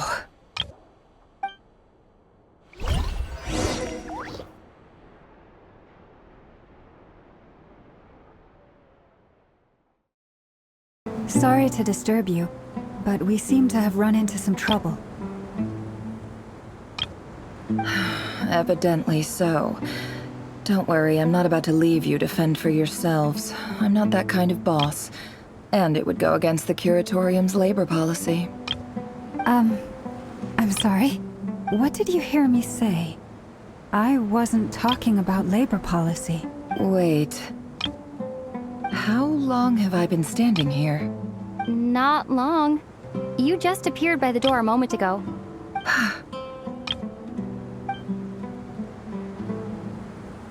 Boss, what's wrong? You look like you've seen a ghost. We've been tricked. We never left at all. Somehow I hallucinated that whole scene back inside the office. Hallucinated? But how? How indeed. This place should heed my will alone. All thoughts and actions that occur in here are just a result of pawns moving across the chessboard in a carefully calculated manner. And nobody has access to this chess set but me. So you control everything in here? More or less. But yes, it's a special technique of mine. Has anything like this ever happened before? Only once. It was the first time I used the chess set. Is there any similarity between what happened then and what's happening now? I suppose my thoughts are a little turbulent, which was also the case my first time. Is there anything I can do to help? The first clause of your contract clearly states that I only need your help with things that I'm too lazy to do myself. Meaning, you're not feeling lazy right now? Meaning, this is not something Yehoda can help with. The chess set is a personal treasure that I alone understand. I must be the one to find our way out of here. Boss, it's fine. Really. Let me do something useful. Oh, listen to you. Whatever would I do without you, Yehoda? What? Really? Yes, really. Where would I ever find another employee as obedient and servile as you? God forbid anything ever happens to you. Oh, okay. Well, anyway, I was thinking of fetching some water. There's gotta be a source around here somewhere. I suggest everyone finds someplace comfortable to take a rest. We gotta conserve our energy. Even though all this chess malarkey doesn't exist in a physical sense, mentally speaking, it's all real. And so is our tiredness and fatigue. You don't want to dismiss mental fatigue. Just because it isn't physical doesn't mean it's any less serious. But anyway, I got your backs, so don't worry about a thing. Don't I have the best employees? Jealous much? If we can find a suitable time, I'd love to borrow Yehoda for a day to help out at the Frost Moon Scions. Would you be amenable to that, Boss Nefer? Oh, Lauma. Have I ever told you just how pretty you are? Beauty runs from the tips of your antlers to the depths of your imagination. Time to rally, everyone. Follow me. As we continue our journey, the same rules will apply. That means stay focused and no talking no matter what we encounter. And don't disturb the chess pieces. You have my word that I will get us all out of here.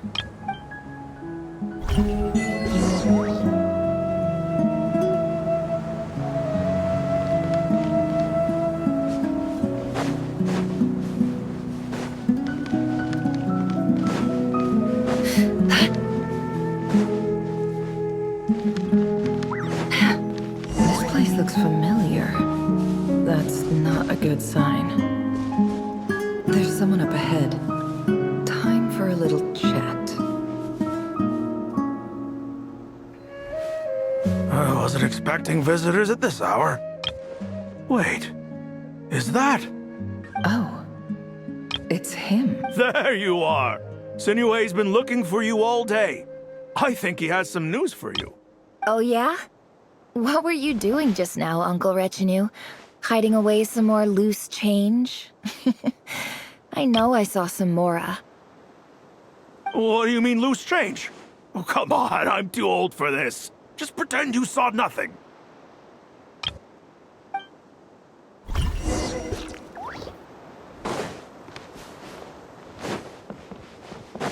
Can't hide the truth.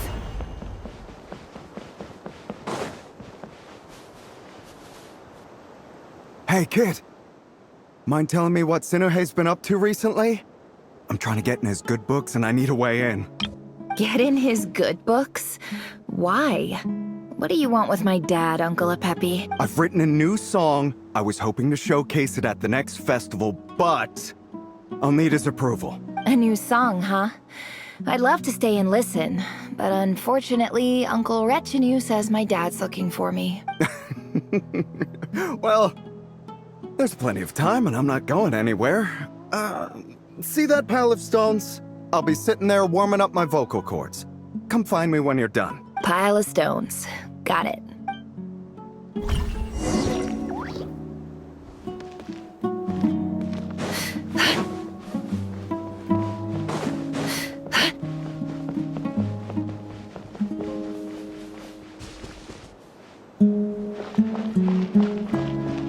Hi, Dad. Uncle Retinue said you were looking for me. Ah, there's my little princess. If you'd gotten back just a little sooner, you could have shared the spoils of war with me. Spoils of war? Who were you fighting against, Dad? It was just a figure of speech. The aftermath of a sandstorm is no time to be waging war. I was talking about our war against thirst. I went out to fix our water supply problem, and now I'm back. Which means... We have a well again! That's right. I found a new one and brought back as much water as I could carry. It should last us for a good while. If it wasn't for these blasted sandstorms, our wells wouldn't be caving in. You wouldn't be spending all your time out searching for new water sources. As the chief of our tribe, I'm supposed to be leading us out of hardship and poverty. Onto better things. You know how prosperous our ancestors were. I've told you all the stories. And look at us now. Squeezed into these hovels. No one would choose this, if it wasn't for the endless wars over the years. But things are looking up. I started working with some folks from the academia a few months back. They gave me some contacts in return for my assistance in the desert. So you're the academia's helper now? Special ambassador, they call it. Think of it as a partnership. It's nothing bad, okay? We've been isolated here in the desert for too long. Seeking opportunities elsewhere is the best thing for us. And So, do you get anything good out of being a special ambassador?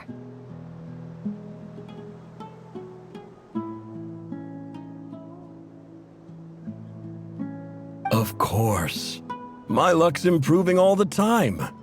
One day, I swear I'm gonna lead us out of this place. We'll find somewhere new. Somewhere better.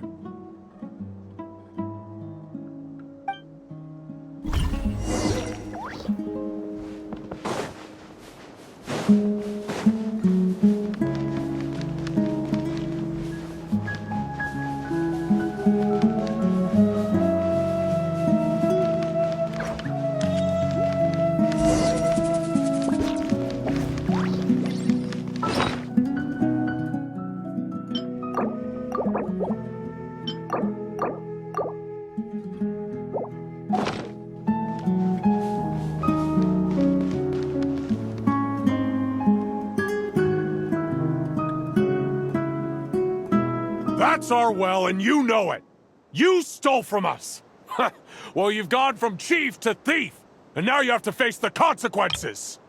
Did you really think you could take our water without permission and get away with it? You're either brave... And that special ambassador act? Yeah, nice try. We spoke to the academia. They said it was all news to them.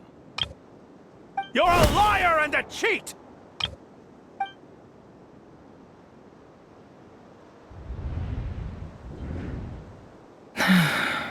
I heard Yehuda gasp, but I don't blame her. Most people are terrified by the sight of blood. Corpses strewn across the ground. The wounds are clearly from scimitars and daggers. The desert dwellers' weapons of choice. There's a handwritten note on the ground. Let's see what it says. Halil, this is Sinuhe, chief of the Shimti tribe. Surely you remember me. I was the one who helped you and your colleagues avoid the quicksand in the desert. This is my second time writing to you.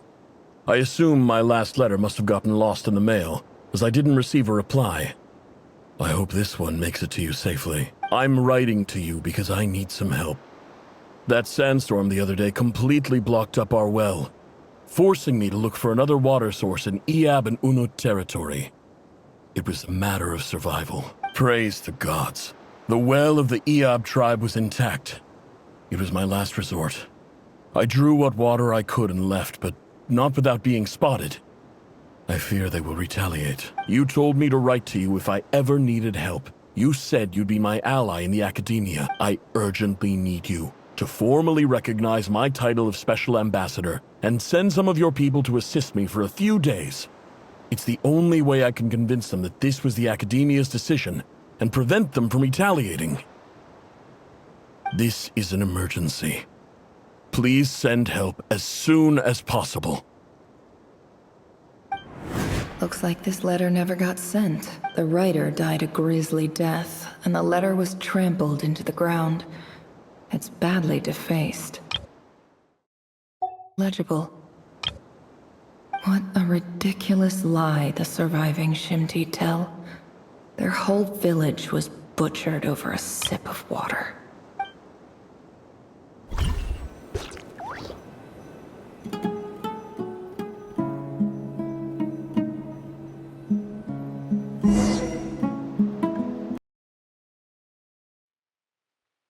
Ah, officer. Welcome. Welcome to our humble village. I thought you would at least have the courtesy to provide some This is the finest wine Aro village has to offer. I promise.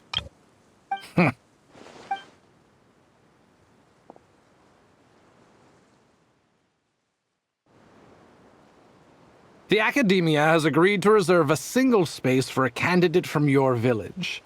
But I remain skeptical of this entire endeavor. I highly doubt anyone in this desert possesses serious academic potential. Please, have faith. If not in us, then in our God. The child we found shows great promise. I beg you, take her away from this place. Give her a chance. Don't let her talent go to waste. I don't recognize her.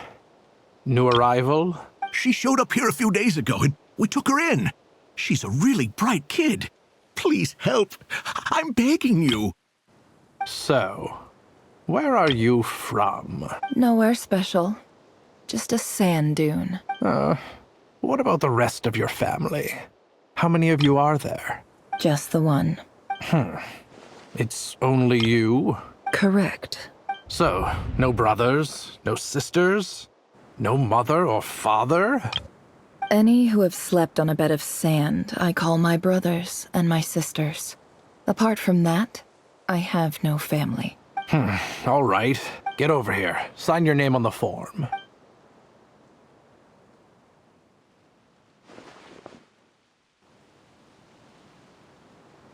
Never? You're rather fair-skinned for a desert dweller.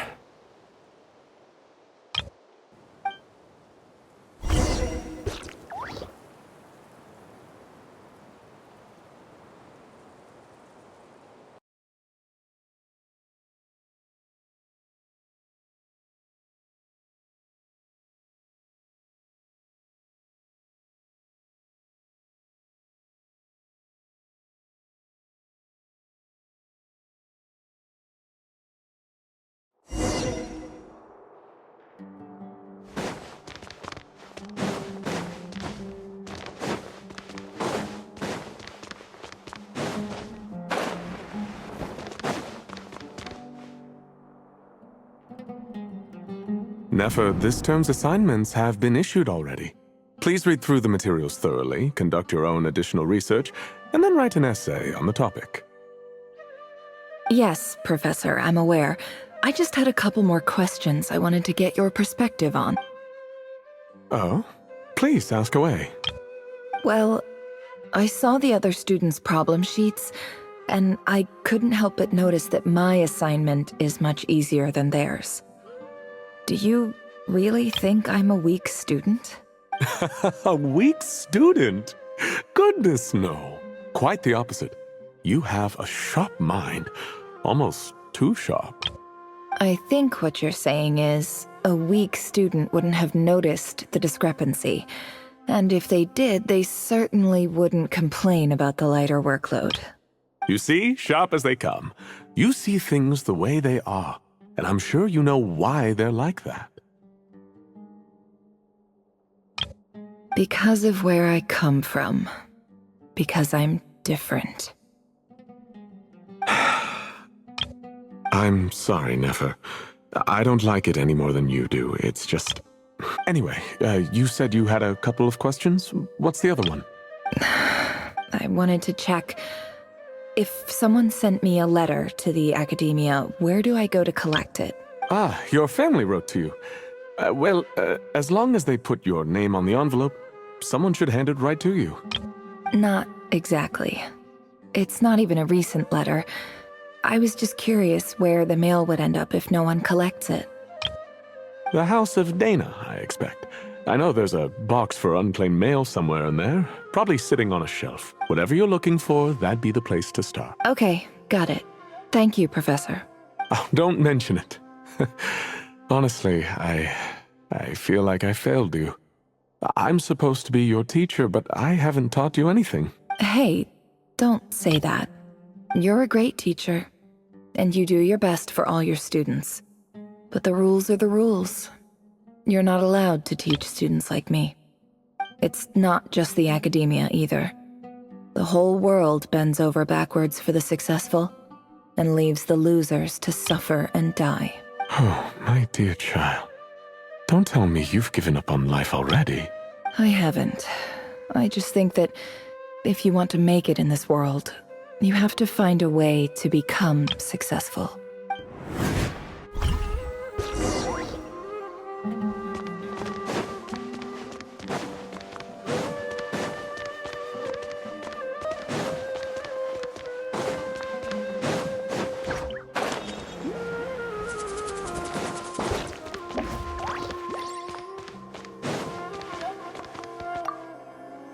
This must be it.